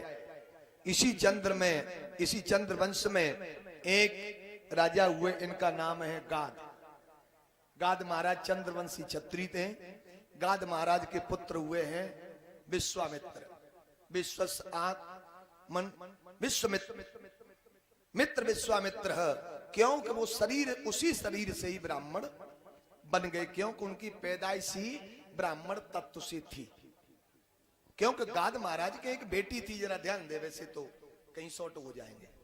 गाद महाराज की एक बेटी थी, बेटी का नाम था सत्यवती। जब सत्यवती का विवाह ऋचिक मुनि के साथ कर दिया, बेटी ससुराल चली गई। अब घर में पुत्र कोई था नहीं, तो एक दिन महात्मा, आज गाद महाराज ने अपनी पत्नी से कहा, देवी, हाँ हमारे दामाद हैं ऋचिक मुनि, वो बड़े विद्वान हैं, उनसे कहो कि वो कोई औषधि दे दें तो तुम्हारे पुत्र पैदा हो जाए। बोले मैं सास लगती हूं, दामाद से कैसे कहूं। तो फिर उन्होंने अपनी बेटी सत्यवती से कहा कि अपने पति से कहो कि मेरे लिए कोई औषधि तैयार कर दें। तो सत्यवती ने अपने पति ऋचिक मुनि से कहा, महाराज मेरे कोई भाई नहीं है, माता पिता दुखी हैं, तो ऐसी कोई औषधि दे दो कि मेरे माँ के पुत्र पैदा हो जाए। तो ऋचिक मुनि ने कहा कि मुझे भी पुत्र की आवश्यकता है। तो ऋचिक मुनि ने 2 दोना तैयार किए, चर्युक्त यानी औषधि तैयार की, एक क्षत्रिय तत्व से, एक ब्राह्मण तत्व से। ऋचिक मुनि ने क्षत्रिय तत्व से तो गाद महाराज की पत्नी के लिए, अपनी सासू के लिए, और ब्राह्मण तत्व से वो अपनी पत्नी सत्यवती के लिए। लेकिन सत्यवती लेके माँ के पास पहुंची, बोले ये तुम्हारे लिए है और ये मेरे लिए है। माँ को भ्रम हुआ कि तेरे लिए और मेरे लिए, तो इसमें तो गड़बड़ है कछु, क्योंकि मैं सास लगती हूं तो मेरे कछु हल्को बनाए दो होगा, और सत्यवती उनकी पत्नी है तो पत्नी के लिए कछु बढ़िया बनाए होगा। मैया बोली बेटी से, बेटियां ऐसे नहीं, तो अदला बदली कर लो, अपने को मुझे दो और मेरे को तुम खा लो। अदला बदली करके औषधि पान किया। लेकिन ऋचिक मुनि को पता चला तो उन्होंने पत्नी से कहा, सत्यवती से गलती कर ली, तुम्हारे पुत्र पैदा होगा, लेकिन ब्राह्मण होते हुए भी उसका उग्र स्वभाव क्षत्रिय जैसा रहेगा। पत्नी भयभीत हो गई, बोले अब क्या करें। दुखी हुई तो चलो नाती पे ये असर मंत्र द्वारा उतार दिया जाएगा। तो ऋचिक मुनि के यहाँ पुत्र पैदा हुआ, उनका नाम था जमदग्नि। और जमदग्नि के पुत्र हुए महाराज परशुराम। कौन नहीं जानता है, क्योंकि ब्राह्मण होते हुए भी उनका क्षत्रिय जैसा स्वभाव, क्योंकि पैदाइश ही उनकी ऐसी। और ऋचिक मुनि यानी जो यानी गाद महाराज के यहाँ पुत्र पैदा हुआ विश्वामित्र, वो ब्राह्मण तत्व से पैदाइश थी, इसलिए उसी शरीर से ही वो ब्राह्मण आगे चल के बन गए। महाराज इसी वंश में आगे चल करके एक राजा हुए हैं नहुस। महाराज राजा हुए अयाति। अयाति का विवाह देवयानी गुरु शुक्राचार्य की बेटी के साथ हुआ। एक दहेज में दासी गई, उनका नाम था सर्विष्ठा। तो देवयानी के 2 पुत्र हुए, दुनु और यदु और तुर्वसु। दासी के 3 पुत्र हुए, दुनु, अनु और पुरु। तो गुरु शुक्राचार्य ने यह श्राप दे दिया अयाति को कि तुमने दासी को महल में रख लिया, मैं श्राप देता हूं कि तुम्हारे शरीर में बुढ़ापा आ जाए। बुढ़ापे ने जकड़ लिया। तब कहा, महाराज मुझे विषय भोगों से भी तृप्ति नहीं हुई है, मेरा बुढ़ापे का समय नहीं था, इसे वापस ले लो। तो कि वापस तो नहीं होगा, तुम्हारे 5 बेटाएं, किसी अपने पुत्र से कहो कि अपनी जवानी दे दो, बुढ़ापा ले लो। तो बड़े बेटा यदु से कहा अयाति ने कि अपनी जवानी दे दो, बुढ़ापा ले लो। तो यदु विवेकशील था, उसने सोचा कि मैंने पिताजी को अपनी युवा अवस्था दे दी तो मात्र संबंध का दोष मुझे ही लगेगा, मना कर दिया। लेकिन छोटे बेटा ने, पुरु ने अपनी जवानी दे दी। मारे जवानी दे दी, इसी कारण यदु को श्राप दिया कि आज से तुम चक्रवर्ती सम्राट नहीं बनोगे। जैसे ही महाराज इसी वंश में आगे चल के एक राजा हुए, इनका नाम है देवमीड। देवमीड महाराज के 2 पत्नी हैं। एक पत्नी के 2 पुत्र हुए, अर्जन्य और पर्जन्य। दूसरी पत्नी के पुत्र हुए सूरसेन। सूरसेन के पुत्र हुए वसुदेव। वसुदेव जी के 7 पत्नी है, नाम है गौरवी, रोहिणी, भद्रा, मदरा, रोचना, एला और देवकी। देवकी सबसे छोटी है, सबसे बड़ी गौरवी, दूसरे नंबर की रोहिणी। तो रोहिणी के जल्दी पुत्र नहीं हुआ। सबसे छोटी देवकी के 6 पुत्र हो गए, कंस ने मार डाले, तब रोहिणी का पहला पुत्र हुआ, इनका नाम था बलराम। तो यहाँ परीक्षित जी ने प्रश्न किया है, गुरुजी बलराम एक हैं कि 2 हैं? बोले एक ही है। कि मैंने तो सुना है कि बलराम देवकी का 7वां पुत्र है और आप रोहिणी का प्रथम पुत्र बता रहे हो, तो एक पुत्र 2 माताओं का बालक कैसे कहलाया? सुनाने की कृपा करें। बोले राजन, परीक्षित जी से सुखदेव जी ने कहा, मैंने श्रोता बहुत देखे हैं लेकिन आप जैसा श्रोता नहीं देखा। 4 दिन हो गए, न भूख न प्यास, एक ही इच्छा है कि कथा श्रवण कराओ। तो परीक्षित जी कहते हैं, गुरुदेव नैसा तो चुमना तुम पे वादतुम। अरे अब मुझे भूख प्यास नहीं लग रही है। क्यों? कि भूख प्यास रोग है और मैंने इस बीमारी को कंट्रोल कर लिया है। मुझे एक ही दिन भूख लगी थी कि मैंने संत के गले में मरा हुआ सर्प डाला। अब मुझे एक ही भूख है, क्योंकि आपके चंद्र रूपी मुखार बिंद से मैं भगवान की अमृतमयी कथा का पान कर रहा हूं। किसी को रसगुल्ला खाने के लिए मिले तो गुड़ से अपने मुंह में काहे को आदमी बिगाड़े। बोले तुम्हारी नैष्ठिक बुद्धि गोविंद की कथा में है तो मैं आपको अवश्य कथा श्रवण कराऊंगा। तो जब दुष्टों का पृथ्वी पे बोलबाला हुआ है, पृथ्वी ने गाय का रूप धारण कर लिया, गाय का रूप धारण कर लिया। ब्रह्मा जी की शरण में पृथ्वी गई और कहते हैं कि भगवान अब कोई इंतजाम करो। क्या? कि सुमेरु जैसे पहाड़ मेरे ऊपर बैठे हैं लेकिन उन पहाड़ों का मुझे भार नहीं लग रहा है, जिनकी चोटी धरती से आकाश छू रही है, फूल की तरह बैठे हैं। लेकिन ये 50 किलो का आदमी जब पाप अत्याचार करता है तो पृथ्वी को रोने के लिए मजबूर कर देता है। अब मैं रसातल चली जाऊंगी। तो ब्रह्मा जी ने ध्यान भगवान का किया तो आकाशवाणी हुई, श्लोक कह रहा है, वसुदेव गृहे साक्षात भगवान पुरुषम पर जनसते तत्प्रियार्थ संबंतो सुर स्त्रिय। आकाशवाणी हुई कि वसुदेव गृहे साक्षात नारायण भगवान। मथुरा में वसुदेव नाम के राजा होंगे, उनकी पत्नी होंगी देवकी। देवकी के द्वारा साक्षात नारायण भगवान और पुत्र बन के कृष्ण रूप में आ रहे हैं। मां पृथ्वी आपके कष्ट की निवृत्ति हो जाएगी। अब जरा ध्यान दे, आकाशवाणी श्लोक तो कह रहा है कि वसुदेव गृहे, वसुदेव जी के घर में भगवान का जन्म होगा। और वैसे भगवान का जन्म कहां हुआ? मामा कंस की जेल में। वो आकाशवाणी में कहा है कि वसुदेव जी के घर में आऊंगा। तो जरा ध्यान दें, भगवान झूठ नहीं बोलते हैं। भले ही जेल है पर घर किसे कहते हैं? मनुस्मृति में लिखा है ना, गृहु गृह मिथ्याउ गृहिणी गृह मुक्षते। ईट पत्थर के बने हुए घर को घर नहीं कहते हैं, घर तो गृहिणी को ही कहते हैं। महाराज जहाँ गृहिणी है वहीं घर है। जे हमारे संत भगवान बैठे हैं, बढ़िया से बढ़िया आश्रम मंदिर बने हो, अब ये जा रहे हो, उन्हें पूछो बाबा कहाँ जा रहे हो, तो कोई संत ये नहीं कहेंगे कि भैया हम घर जा रहे हैं, घर नहीं कहेंगे। क्योंकि घर तो गृहिणी को ही कहा है। भले ही मामा कंस की जेल थी, जेल में पास में गृहिणी बस देवकी थी, इसलिए वो घर था। इधर मथुरा के राजा है उग्रसेन। उग्रसेन महाराज की पत्नी का नाम है पद्मावती। एक दिन पद्मावती अपने पिता के घर गई। पिता के घर जाके वन में चली गई भ्रमण के लिए कि दुर्मिल नाम का दैत्य मिला, उग्रसेन का रूप लेकर के प्रकट हुआ सामने। महाराज उसकी छाया पड़ी तो ये पूछा पद्मावती ने, आप कौन हो? बोले क्या करोगी, जान के घर जाओ, तुम्हारे जो पुत्र पैदा होगा वो दिग्विजयी होगा। जैसे घर आई उस दैत्य की छाया पड़ी, घर आ गई। महाराज समय आने पर पुत्र को जन्म दिया, बेटा को जन्म दिया और उग्रसेन को मुकुट नीचे गिर पड़ो। बालक धरती पे आया और मुकुट भी नीचे आया। ब्राह्मणों को बुलाया, ये मेरा बेटा कैसा होगा? तो साधु ब्राह्मणों ने बताया कि ये बेटा तुम्हारे वंश को बर्बाद करने वाला होगा। बोले अब तो छोटो ही है। तो वैसे तो मेरे भाई बहन दुष्ट औलाद घर में होनी नहीं चाहिए। आ रहा है समझ में? दुष्ट संतान घर में होनी नहीं चाहिए। और कारण बस आ भी जाए तो पैदा होते ही भगवान को प्यारी हो जाए तो बहुत तो अच्छा रहे मेरे भाई। उग्रसेन महाराज ने लता पताओं में लपेट यमुना में फेंक दिया जा।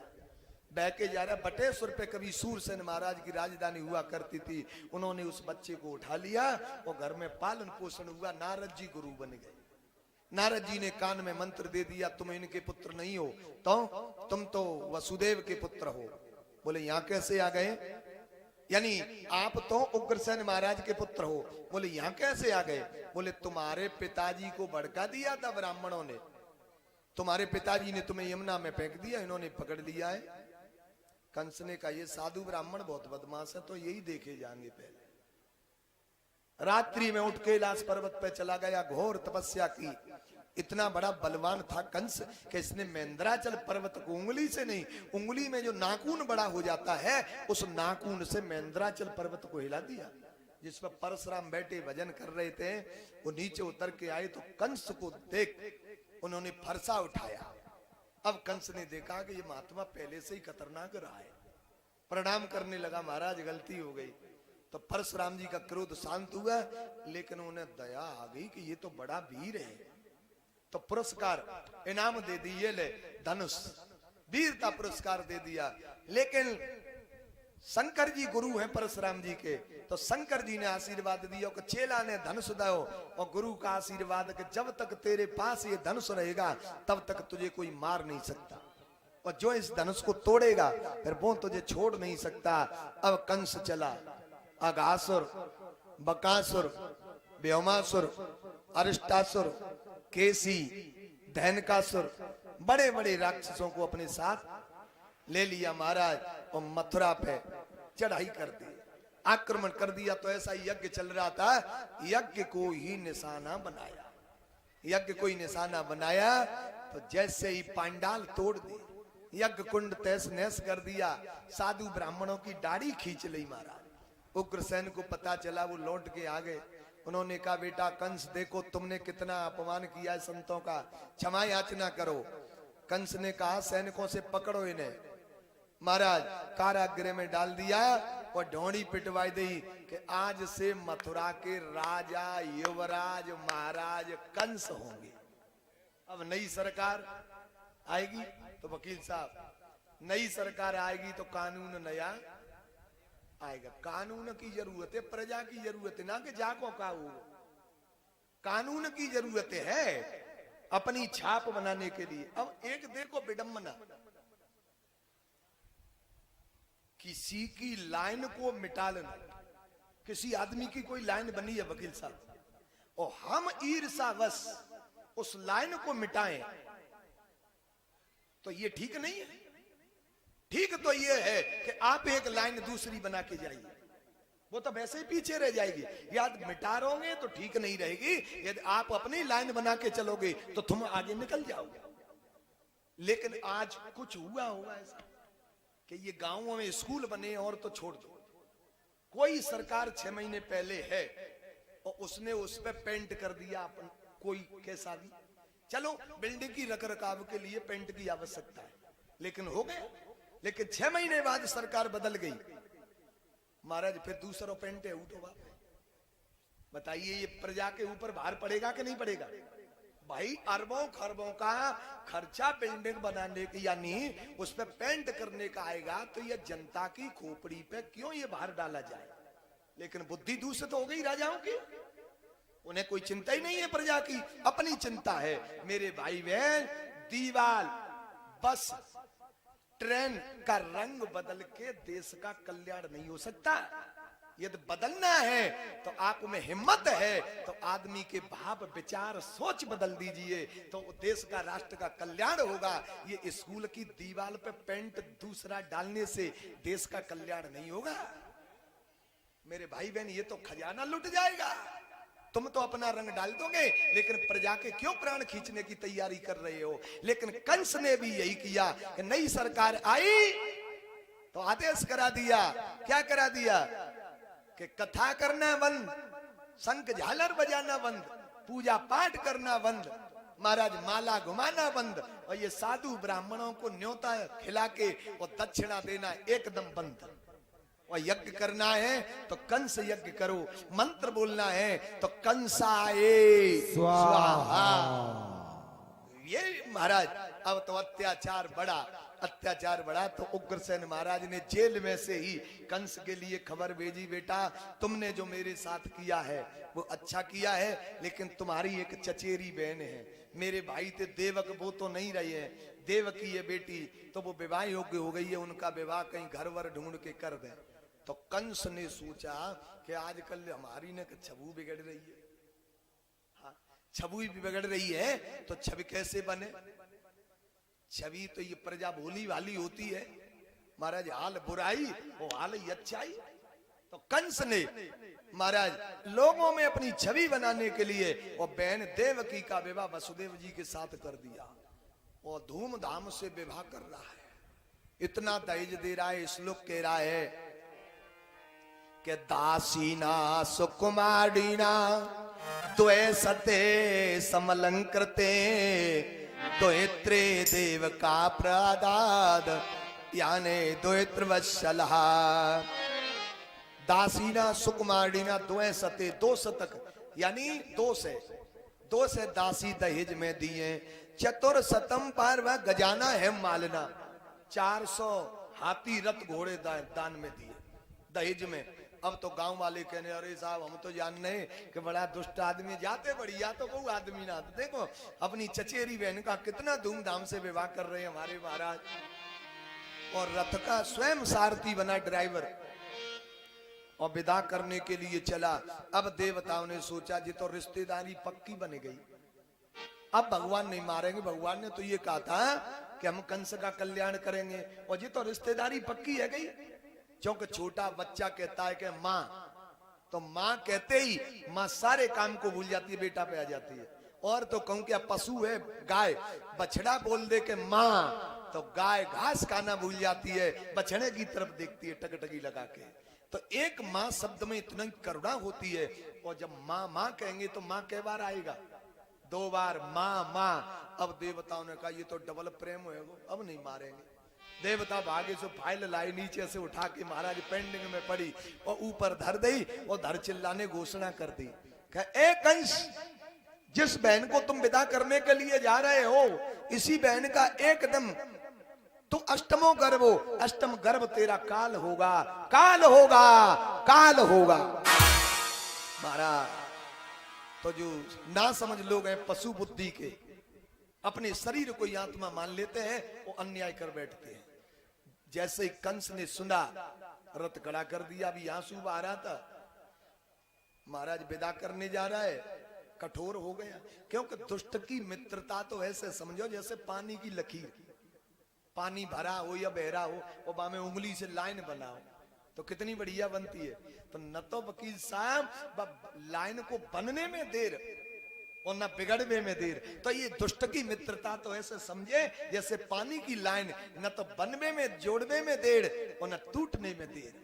देवकी के केस पकड़े और रथ से नीचे गिराया, तलवार उठाई देवकी गिड़गिड़ा करके कहने लगी, अरे मेरे भैया अरे मत मारे खेच कटारी,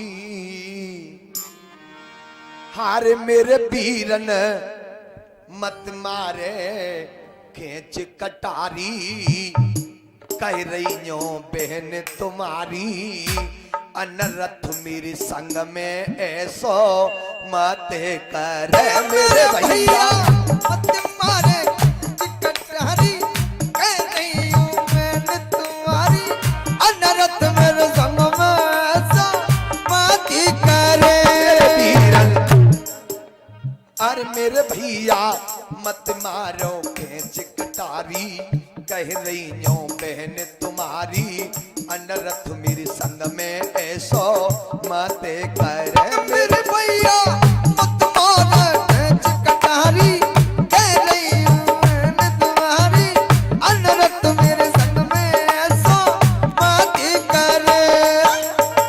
और क्या बोली भैया, जब होए संतान हमारी, भैया जब होए संतान हमारी तो को बारी बारी रे वीरन अनरथ मेरे संग में ऐसो मत कर। मेरे भैया मत मारे खेच कटारी,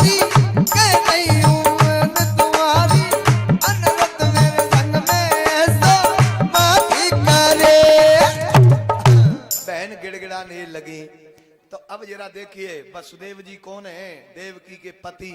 पति किसे कहते हैं? पति तिरक्षत, जो पत्नी की रक्षा करे उन्हें पति कहते हैं। वसुदेव पति किसे कहते हैं? पत्नी की हर स्थिति परिस्थिति, सुख में दुख में कैसा भी मोड़ आ जाए, पत्नी की सहायता कर सके उसे पति कहते हैं। महाराज वो पति तो बेहुए महाराज, घर में 8 दिन आते सब्जी नहीं बनी और 150 की पी के आएगा और पत्नी ने गिट करी कह बड़ी भगवान हो तो बेहू पति है। हाँ, धरे डलिया सी चंद है, आज मेरे यार की शादी है, हाँ लाए के मवेशी में दे दे महाराज। बेहू पति बन रहे हैं। पति कहते हैं हर स्थिति में परिस्थिति में, सुख में दुख में कैसा भी मोड़ आ जाए, पत्नी की सहायता कर सके उसे पति कहते हैं।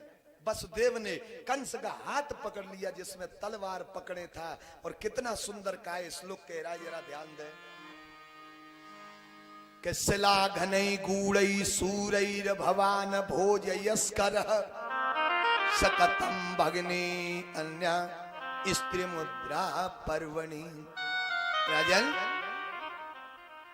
आप जैसा वीर, आप जैसा तेजस्वी, अरे आप तो भोज वंश के होनहार वंशधर हो, अपने कुल की कीर्ति को बढ़ाने वाले हो। और नारी तो अवध्य होती है, नारी पे कभी हाथ नहीं उठाना चाहिए। और विवाह के समय तो लक्ष्मी का स्वरूप होता है, सब लोग कन्यादान करते हैं, पैर छूते हैं। ये तो तुम्हारी बहन है, आप इसे बंद करना चाहते हो, शोभा नहीं देता। कंस ने कहा तुमने सुना नहीं कि मेरे काल को जन्म देवकी देगी और मैं इसे छोड़ दूं? वसुदेव जी ने फिर कहा राजन मृत्यु जन्मता वीर देह न सह जायते अदवाब्द सतान तेरवा मृत्यु वही प्राण नाम धुरव। राजन जीवन में सत्य कोई चीज है तो वो है मौत। धुरव, धुरव का अर्थ अटल सत्य, कोई परिवर्तन नहीं होगा। आज एक भेड़ चाल चल रही, हाँ काहे की भेड़ चाली है, और महाराज क्योंकि अनुभव की चीज है। एक गुरुजी ने चेला से पूछा, स्कूल में मास्टर ने पूछा बच्चे से, एक बात बताइए, हाँ कि एक पहाड़ पे चोटी पे 10 भेड़ खड़ी थी, हाँ और तूफान आया तो 6 नीचे उतर गई तो ऊपर क्या रह गई? 4 रहेंगी। 10 में से 6 गई तो 4 रह गई। सबने कह दिया 4 4 4, सही है उत्तर। लेकिन एक बच्चे पे नंबर आया, हाँ भाई 10 में से 6 भेड़ नीचे आ गई, कह रही ऊपर? बोला एक भी नहीं। वो बच्चा बोला एक भी नहीं। तो मास्टर ने थप्पड़ मारा, क्यों गणित नहीं जानता है? बोले मैं तो गणित जानता हूं पर तुम भेड़ों की आदत नहीं जानते। बोले क्या होती है? कि एक भेड़ जाएगी उधर 100 चलेंगी तो 6 उतर आई तो 4 माँ क्या कर रही बेटी, क्या कर रही थी? तो ये अनुभव की बात है मेरे भाई बहन। हाँ तो मेरे भाई बहन ये भेड़ चाली तो है, काहे की घर घर में बर्थडे, घर घर में बर्थडे मारा, हाँ हैप्पी बर्थडे। लेकिन सही बताओ आदमी के हमारे जीवन में अंधेरा होना चाहिए कि उजाला होना चाहिए? उजाला। उजाला काहे वकील साहब? घर में दीपक जले, उजाला हो, बुद्धि का विकास हो। लेकिन मैंने देखा नहीं है अभी, मेरी इतनी उम्र हो गई, मैंने नहीं बर्थडे में क्या होता है मैंने खड़ा होकर नहीं देखा है कि ये क्या होता है। यहाँ नॉन तेल मारा जा रहा है समझ में, पर सुनते हैं कि मोमबत्ती जलाते हैं, फिर बच्चे से कहते हैं फूंक मार, बुझाते हैं मैंने। अब दीपक बुझेगा तो अंधेरा होगा कि उजाला होगा? अंधेरा होगा। तो क्या मतलब इसका? मम्मी पापा कह रहे हैं कि जब हम फूंक दे अंधेरा कर, हमारी ये प्रतिज्ञा है कि तेरे जीवन में हम अंधेरा करके जाएंगे, तेरे जीवन में वो अंधेरा करके जाएंगे। भले ही वो केक है, चाहे केक है, नाम तो केक दिया है, छुरी चलाते हैं, आज केक पे चला रहा है, कल किसी और पे छुरी चला देगा ये। अरे क्यों उसे हिंसक बना रहे हो? बच्चे का जन्मदिन बर्थडे है, कथा कराइए, कीर्तन कराइए, सत्संग कराइए, हैं महाराज कहीं तीर्थों में जाइए, हैं भगवान का भजन करिए, घर में घी का दीपक जलाइए। महाराज दीपक क्यों जलाइए? कि जीवन में प्रकाश हो और बुद्धि का विकास हो, जीवन में प्रकाश हो, बुद्धि का विकास हो। इसके लिए महाराज ये हैप्पी बर्थडे कहां से आ गई भेड़ चाह? महाराज चलिए, एक महात्मा जी निकल के जा रहे, गांव में बैंड बाजे बज रहे थे, नाच रहे हैं लोग, बूढ़े बूढ़े। महात्मा जी ने पूछा भैया का है रहो है? कि वो प्रोफेसर साहब है, उनका बर्थडे है। कि बर्थडे का है? वो तो है कि बाबा तुम नहीं जानते हो, 90 वर्ष की उम्र हो गई, सो जन्मदिन मनाया जा रहा है। महात्मा जी बोले तो ये नच क्यों रहे हैं? कि खुशी में, कि आज तो रोना चाहिए। बोले बापू बोलना नहीं आता तुझे? बोलना नहीं आता है, क्यों रोना चाहिए? बोले बिगड़े मत, एक बात बता, हमारी जेब में 1000 रुपए धरे हो, 8 से महाराज गिर जाएं और शमशाबाद पहुंचे और देखे तो जेब खाली 200 रह गए हैं, तो सही बताओ 200 रुपए किसी बैंड बाजे वाले को देखें, वहां नचोगे चौड़ाई पे कि वो 8 सैन के लिए आंसू बहाएंगे? रोएंगे ना भाई, भी ईमानदारी तो बात ये, रोएंगे 1 पैसे के लिए। लेकिन 800 रुपए गिर गए, रो रहा है, और ये 90 वर्ष धूल में खो गई, मिल गई, और बैंड बजा रहा है। क्या जरूरत है इसकी? यदि 90 वर्ष की आयु हो गई, वर्षगांठ आए, तो भगवान के चरणों में बैठिए और कहिए, क्या कहेंगे? क्या दुनिया के चक्कर में फंस के और मेरी बुद्धि ऐसी हो गई, मुझको कन्हैया माफ करना, गलती मेरे से होएगी। मुझको कन्हैया माफ करना, गलती मेरे से हो गई। मुझको कन्हैया माफ करना, गलती मेरे से हो गई। और क्या गलती हो गई? नाम तुम्हारा ले नहीं पाया, नाम तुम्हारा ले नहीं पाया। आय के माया में भरू माया, आय के माया में बरमाया। दुनिया के झूठे झंझटों में, हाँ दुनिया के झूठे झंझटों में मेरी बुद्धि ऐसी हो गई, मुझको कन्हैया माफ करना, गलती मेरे से होएगी। मुझको कन्हैया माफ करना, गलती मेरे से हो गई। मुझको कन्हैया माफ करना, गलती मेरे से हो गई। और आए अब आया मैं शरण तुम्हारी, अब आया मैं शरण तुम्हारी। गलती करना माफ हमारी, गलती करना माफ हमारी। हाँ दुनिया के झूठे धंधों में, हाँ दुनिया के झूठे धंधों में मेरी बुद्धि ऐसी हो गई। मुझको कन्हैया माफ करना, गलती मेरे से हो गई। मुझको कन्हैया माफ करना, गलती मेरे से हो। महाराज तो आज कहते हैं वसुदेव जी कि मौत सत्य है। कंस ने कहा देखो वसुदेव, मुझे कथा सुनाने की जरूरत नहीं है, मैंने निर्णय किया कि मेरे काल को जन्म देवकी देगी और रहेगा बांस न बजेगी बांस।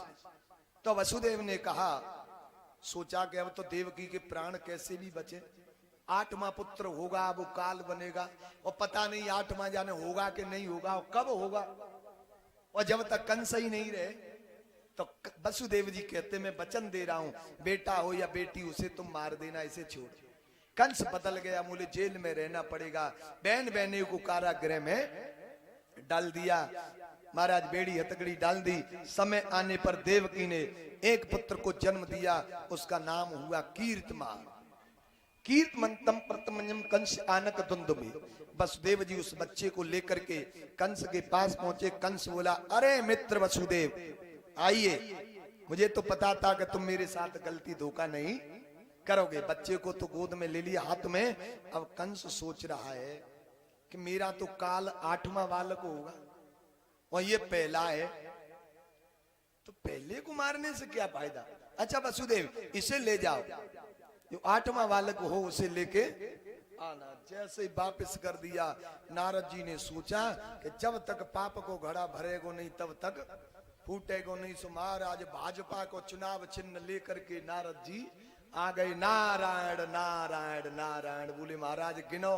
इधर से गिनाई पंखुड़ी तो ये 8 और इधर से गिनिया तो ये 8, तो कोई कौन सा भी 8वां हो सकता है। नारद जी तो चले गए। कंस ने बालक धरती पे पटक दिया। 1 नहीं 2 नहीं 4 नहीं, कंस ने बहन देवकी के 6 पुत्र मार डाले। धरती कराने लगी।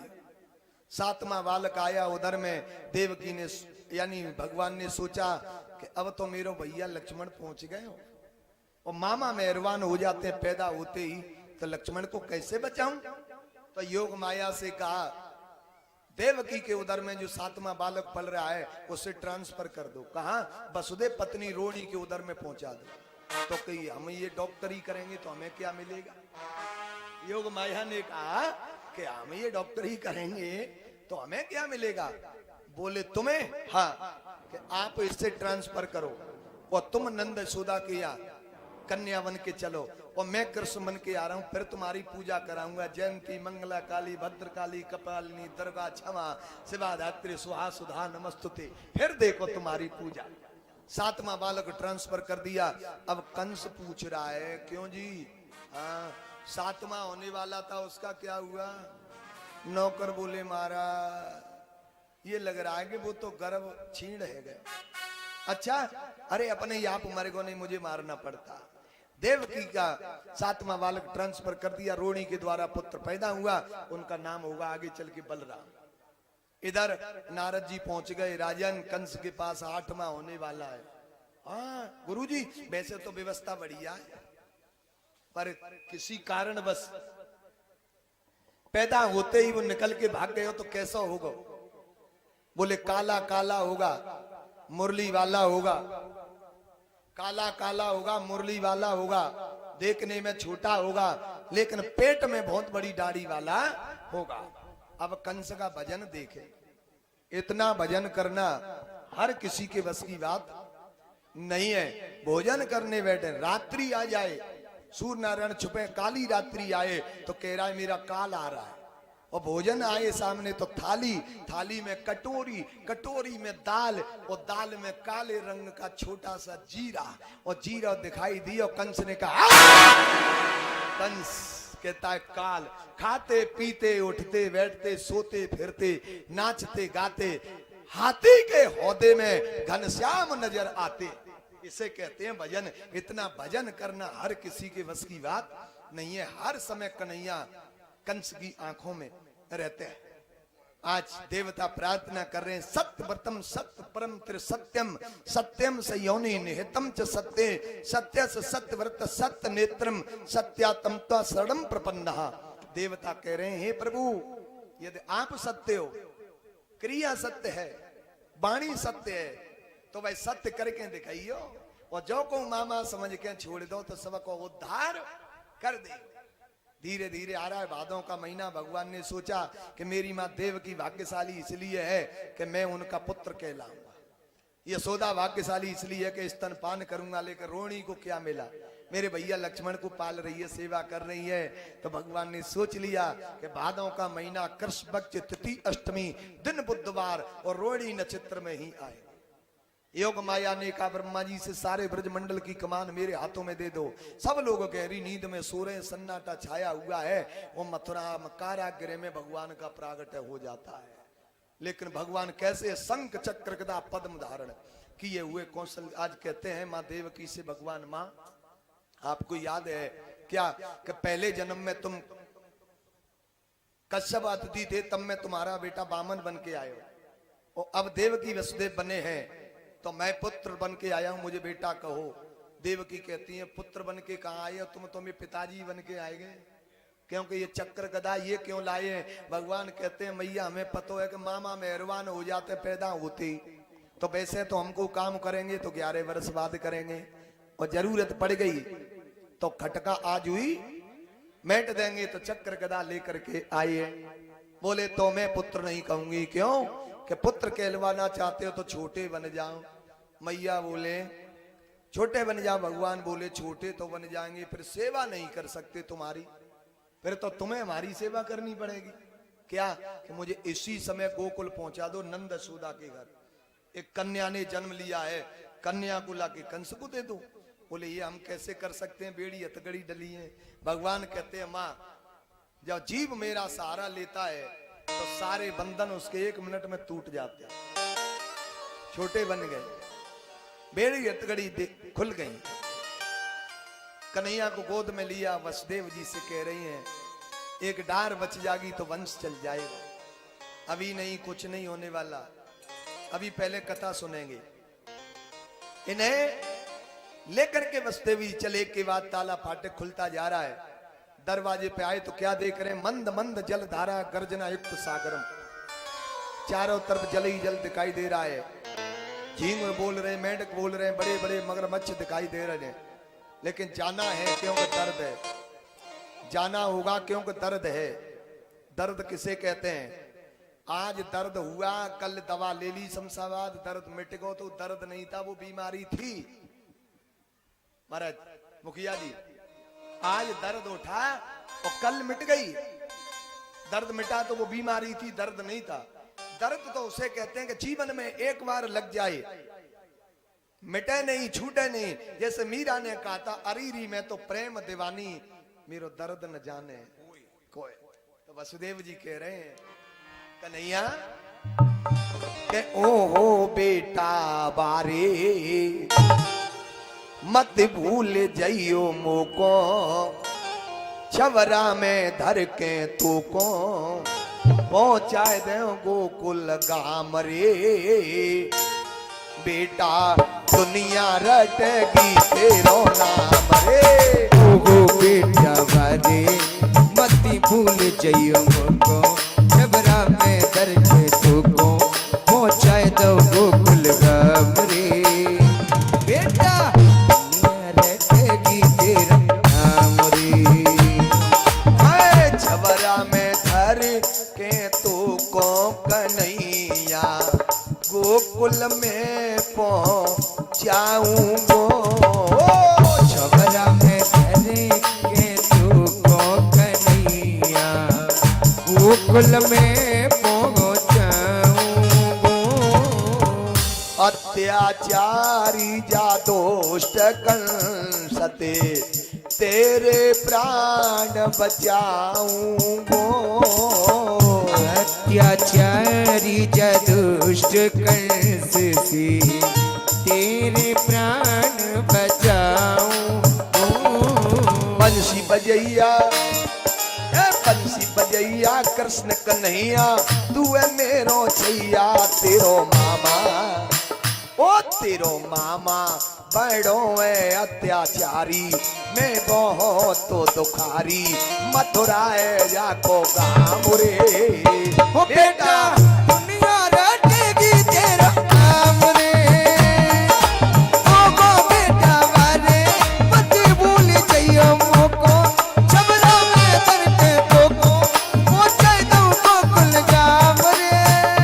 बेटा दुनिया रटेगी तेरा नाम रे। ओ बेटा दुनिया रटेगी तेरा नाम। चल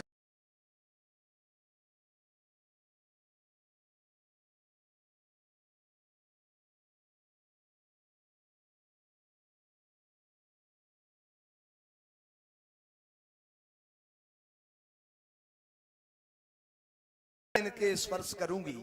वसुदेव जी यमुना में प्रवेश करते हैं, यमुना का जल धड़ धाड़ करके ऊपर आ रहा है। वसुदेव जी कन्हैया को और ऊंचा उठा रहे हैं, लेकिन जल दाढ़ी को छू गया। अब वसुदेव जी सोच रहे हैं ये यमुना का जल मेरा, मेरे पुत्र का अंत न कर दे। तो भगवान कह रहे हैं देवी जी जरा शांति लो।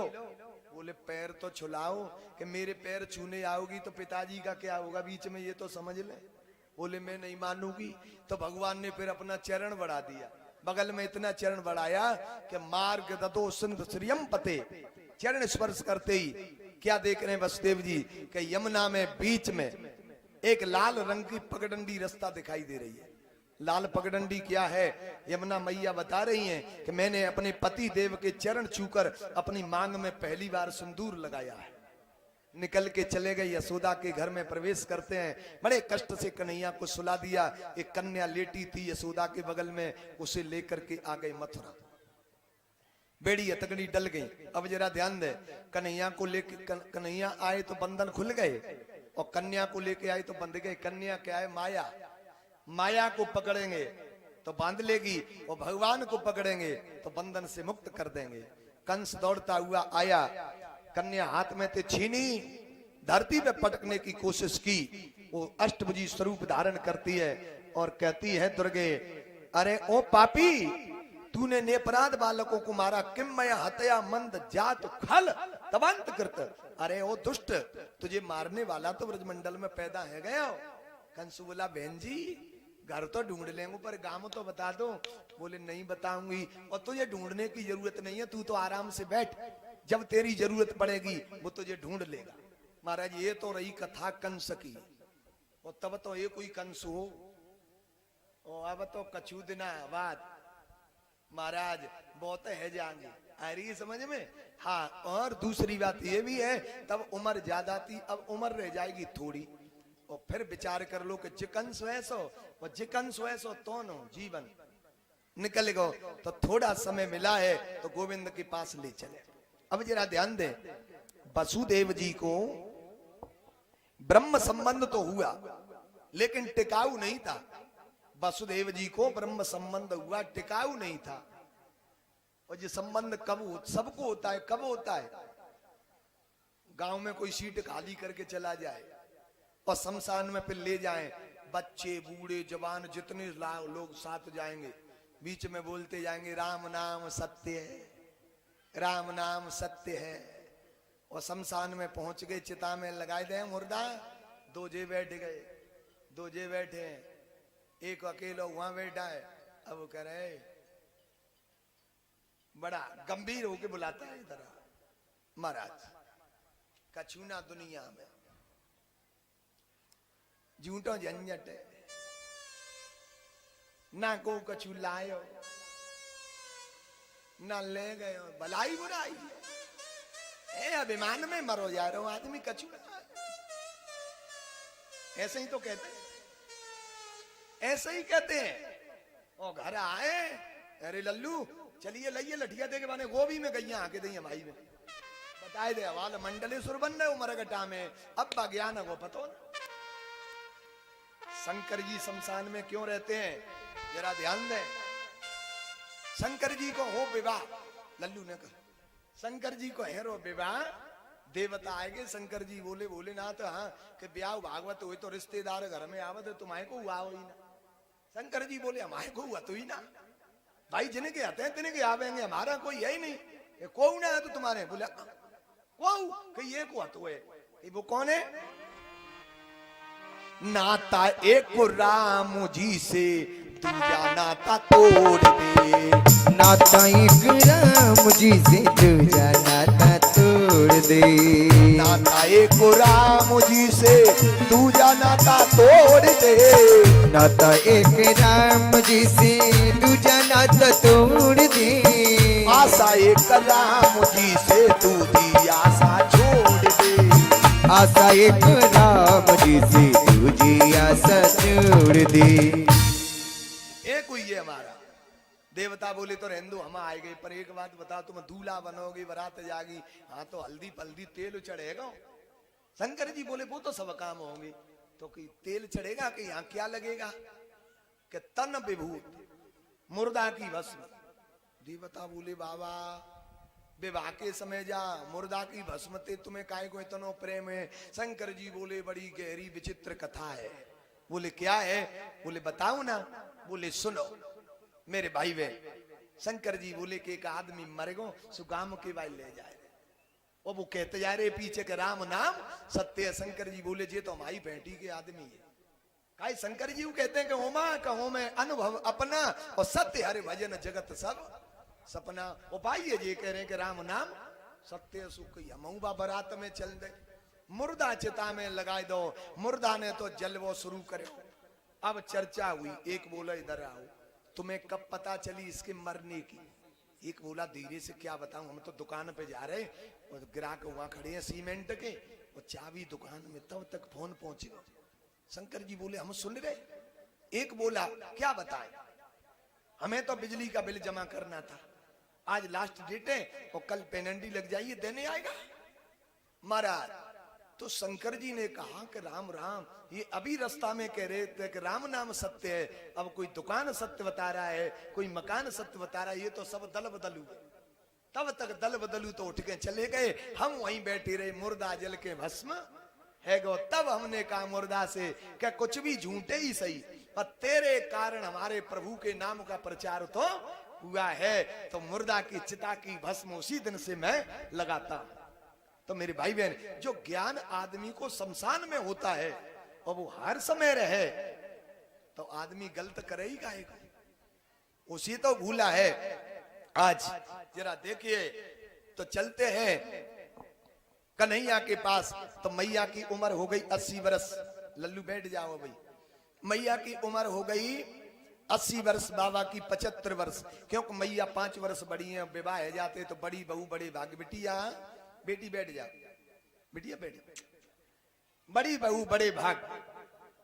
तो आज नंद बाबा के 2 बहनें नंदा सुनंदा राजघराने में विवाह भई, पर सावन के महीना में ही बाबा पहुंच गए, बहनें ले भी। बहन भैया वो बहन सुनंदा, हाँ मैं तो को लेवे आया हूँ। बहन बोली भैया वो तेरे घर जावे को मन ना करे। बोले काय तेरे घर को लाला लाली ना है। बाबा बोले तो पतो ना सुनंदा काय की कि तू बुआ बनवे वारी है। हे भैया सही बता। बोले तेरी सो तैयारी चल रही है बिल्कुल, चल तो कि मैं डुकरिया से पूछ लूं। हाँ पूछ लो। तो सुनंदा अपनी सासू माँ से पूछ रही है, नंदा सुनंदा माता जी भैया लेवे आयो है, सावन को महीना चले जाए। बोले अभी रक्षाबंधन के तो दिन दूर है अभी से, तो कि एक पंथ 2 काज होने जा रहे हैं। बोले क्या होने जा रहे हैं? बोले सुन ले। अरे बहुत दिना है गए भेज देव, मैं तो सावन सगुन मनाऊंगी। और भैया आए गयो मोहिले भाई बेरी में पियर को जाऊंगी। मैं पियर को जाऊंगी, मैं पियर को जाऊंगी। और ओ तीज सनूनो सब कोई जावे, हाँ तीज सनूनो सब कोई जावे, बहुत पुरानी चल रहा है। हाँ तीज सनूनो सब कोई जावे, बहुत पुरानी चल रहा है। कुर्ता टोपी ले जाऊंगी, मेरी होए भवज के लल्ला है, मेरी होए भवज के लल्ला है, मेरी होए भवज के लल्ला है। सावन को महीना सासुल मेरी लगे गयो जी। ओ झूला तीजन को हमें झूला तीजन को झुलाए दे मेरी मात। सावन को महीना सासुल मेरी लगे गयो जी। सावन को महीना सासुल मेरी लगे गयो। नंदा सुनंदा सावन में ही आ गई। आज सुनंदा ने देखो कि यशोदा भाभी 5 बजे जाग जाती, आज तो 7 बज गई, क्यों नहीं निकली?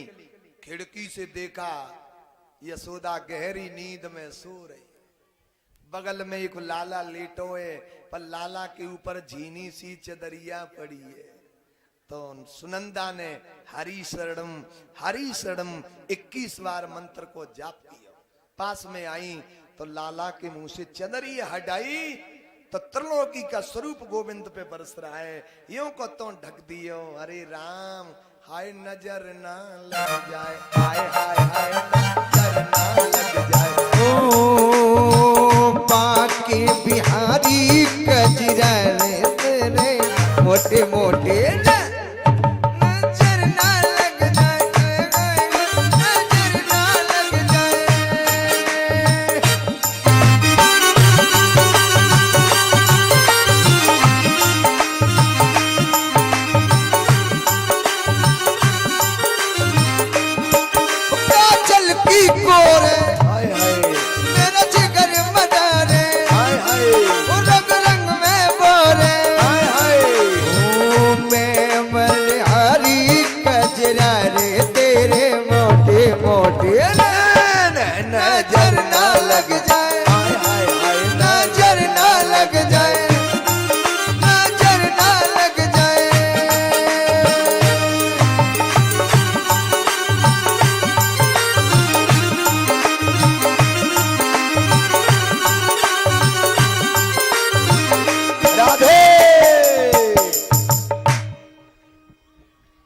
दुनिया यपई यपई की परिये वज्जा।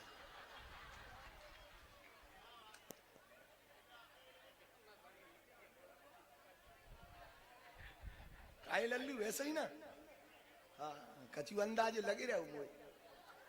चले तो मेरे प्यारे चदरिया हटाई, तरुणों की स्वरूप रस रहा है, बड़ा सुंदर बालक है। सुनंदा सोच रही है क्यों लाली नहीं हुई।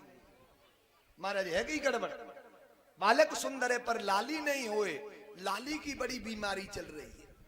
लल्लू सवर्ण चाहिए, लल्लू को बहू सवर्ण चाहिए, पर लाली नहीं।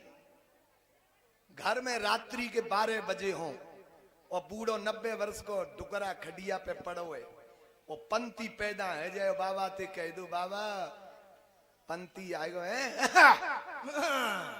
न के चले जाओ भाई बुला लाओ दाई चल दो ऊ लेके ना सर्दी बुखार कछू नहीं। वो दिन के 12 बजे छोरी पैदा है जे वो बाबा से कह दो बाबा नातनी आएगी ये बन्नत बिते यही चली आ रही गे लगे पर गई बाबा पे बीजुरी काहे ठेकेदार हुए नहीं भाई होश ही ना है। अरे बेटी आज पैदा हुई न जाने कौन राजा की राज्य रहेगी, तू पे काय को भैया बीजुरी पड़ रही है। जितनी बेटा की जरूरत है उससे ज्यादा बेटी की आवश्यकता है। बेटियां घर में नहीं होंगी तो दुनिया की खुशी चली जाएगी। लेकिन सुनंदा क्यों कह रही है कि बेटी नहीं हो। ये ननद होते हैं ना बड़ी चालाक होती है। ऐसा मौको देखें कि भाभी के घर में कोई बड़ो काम हो तो भाभी की ने सेवा करें और सेवा करेंगे तो फिर मेवा तो थोड़ी बहुत मिलेगी। अब सुनंदा सोच रही है यशोदा के गले में हार पड़ो है और भाई तो लाला है वे पे देगी और लाली पैदा हो गई ना तो एक साड़ी मिले और 500 रुपया और 1500 को मुंह बनावेगी भाई भी ठीक है वजह या वह कचू अच्छो सो है जातो तो दे तुम्हें मनो अच्छो लगा नहीं छोरा है जातो तो अच्छो है जातो। अब लड़की हो गई ना तो अब ये बुरो है गो तो यही में समझ महाराज। लेकिन सुनंदा कहती है उस हार के चक्कर में लाली ने हो दर्शन किए तो थाली बजाई। गौशाला पहुंच गई या नंद बाबा बैठे भजन कर रहे हैं। माला कौन सा मंत्र बोल रहे हैं 75 वर्ष को है वही तो लाला भोनी 75 वर्ष को है गो वही तो लाला भोनी 75 वर्ष को है गो वही तो लाला मैंने तब तक सुनंदा पहुंच गई। भैया बधाई हो। बोले काय बात की बधाई है। बोले पहले ये बता मुझे कहा देगो। बोले जैसी तेरी बधाई तैसी तो कू भेंट। बोले भैया तो सुन जो तूने यज्ञ कराए कथा भागवत कराई और संत ब्राह्मणों को भोजन कराए दक्षिणा दी गाय दान में दी सबको पुण्य तेरे घर में लेके एक छोटो सो लाला आए हुए। बाबा दौड़ के गए 1 से 8 गोता यमुना में लगाए। हरि शरणम दौड़ के घर आ गए। महाराज वस्त्र पहने मूंछों में ताव आंखों में काजल पूछने लगे ब्रजवासी बाबा दूल्हा बन रहे हो। बोले 75 वर्ष की उम्र में लाला भयो दूल्हा आज नहीं बनेंगे तो फिर कब बनेंगे भैया। जैसे ही आवाज उड़ गई कि आज ब्रज राज हुके लाल को जन्मो भयो। आज ब्रज राज हुके लाल को जन्मो भयो। आज ब्रज राज हुके लाल को जन्मो भयो। आज ब्रज राज हुके लाल को जन्मो भयो। जय और मोद भयो अति सुखदाई है।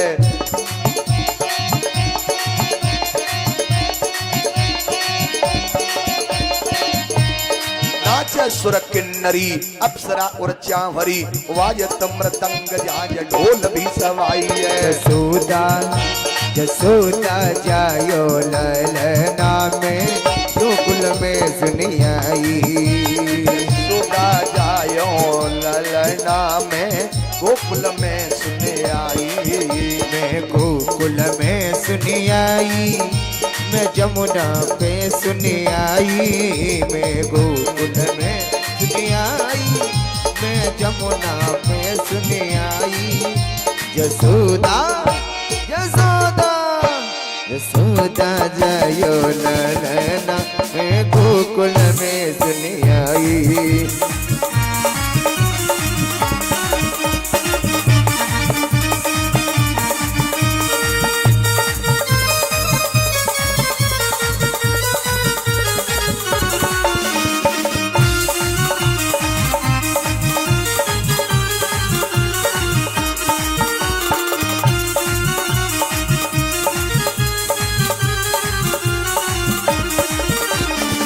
मथुरा में हर जन्म लियोगे, मथुरा में हर जन्म लियो है, मथुरा में हर जन्म लियोगे, मथुरा में हर जन्म लियो। गोकुल में गोकुल में गोकुल में झूले पलना बेदन में दुनिया आई।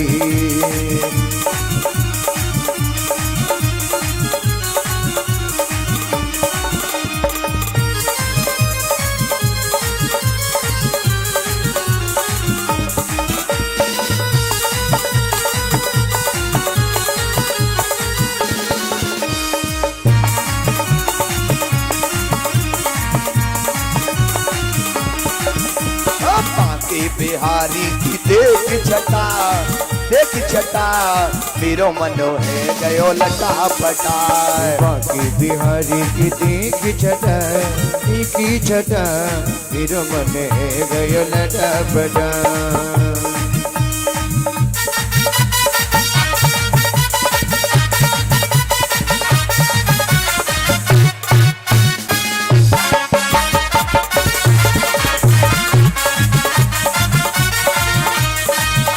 गुब्बारों से मंडप सजाया है, दूसरी और माँ बिकाई इसको मंगाया है, इसको चखेगा शाम को। हम सब बोलेंगे हैप्पी बर्थडे टू यू, हम सब बोलेंगे हैप्पी बर्थडे टू यू।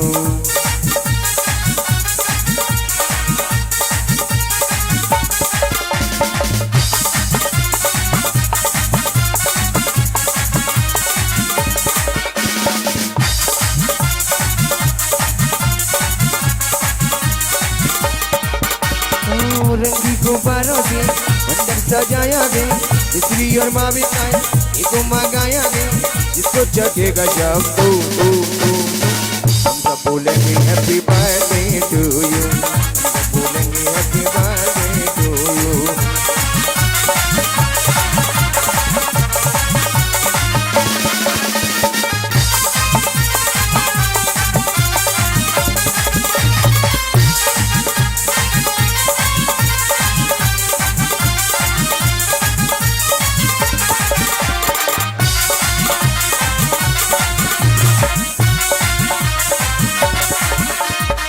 लाला जायोगे, लाला जायोगे नंदगर लाला जायो है, ब्रज में है रही जय जयकार। नंदगर लाला जायो है, ब्रज में है रही जय जयकार। नंदगर लाला जायोगे।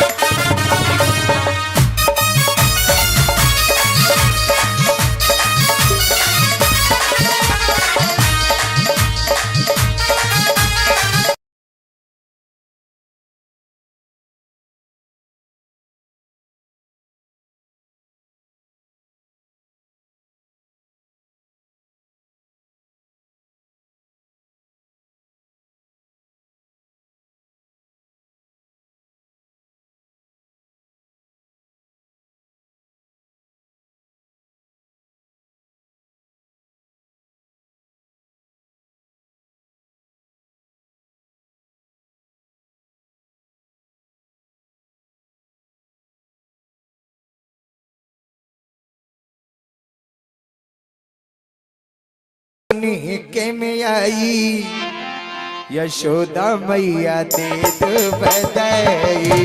हालांकि सुन आई यशोदा मैया दे दो बधाई।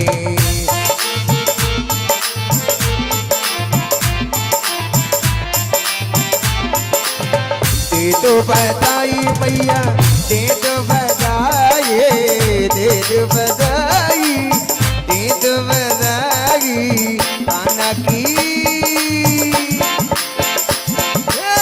कान्हा की सुनने के में आई यशोदा मैया दे दो बधाई, कान्हा की सुनने के में आई यशोदा मैया दे दो बधाई।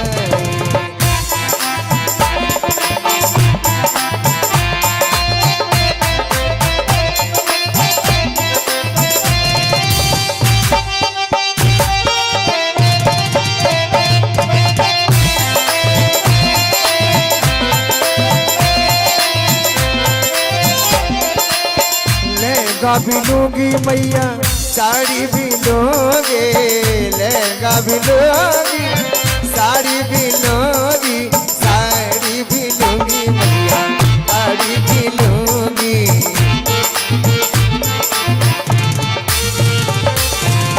लहंगा भी लूंगी साड़ी भी लूंगी और हल चोली की दे दो सिलाई, होए चोली की दे दो सिलाई यशोदा मैया दे दो बधाई, कान्हा की सुनने में आई यशोदा मैया दे दो राधे बोलिए कन्हैया लाल की। हाँ मेरे भाई बहन, आज कथा का क्योंकि 5:30 घड़ी बजा रही है, आज कथा का विश्राम इसी स्थान पर रहेगा। कल 12 बजे गद्दी लेते ही बाल लीला को श्रवण कराते हुए कल इसी शाम मैं तो गोवर्धन को जाऊं मेरे वीर नाय माने मेरो मनुआ। कल गोवर्धन पूजा पे कथा विश्राम होगा। आज की कथा का विराम यही है। परीक्षित जी पधारे, आइए।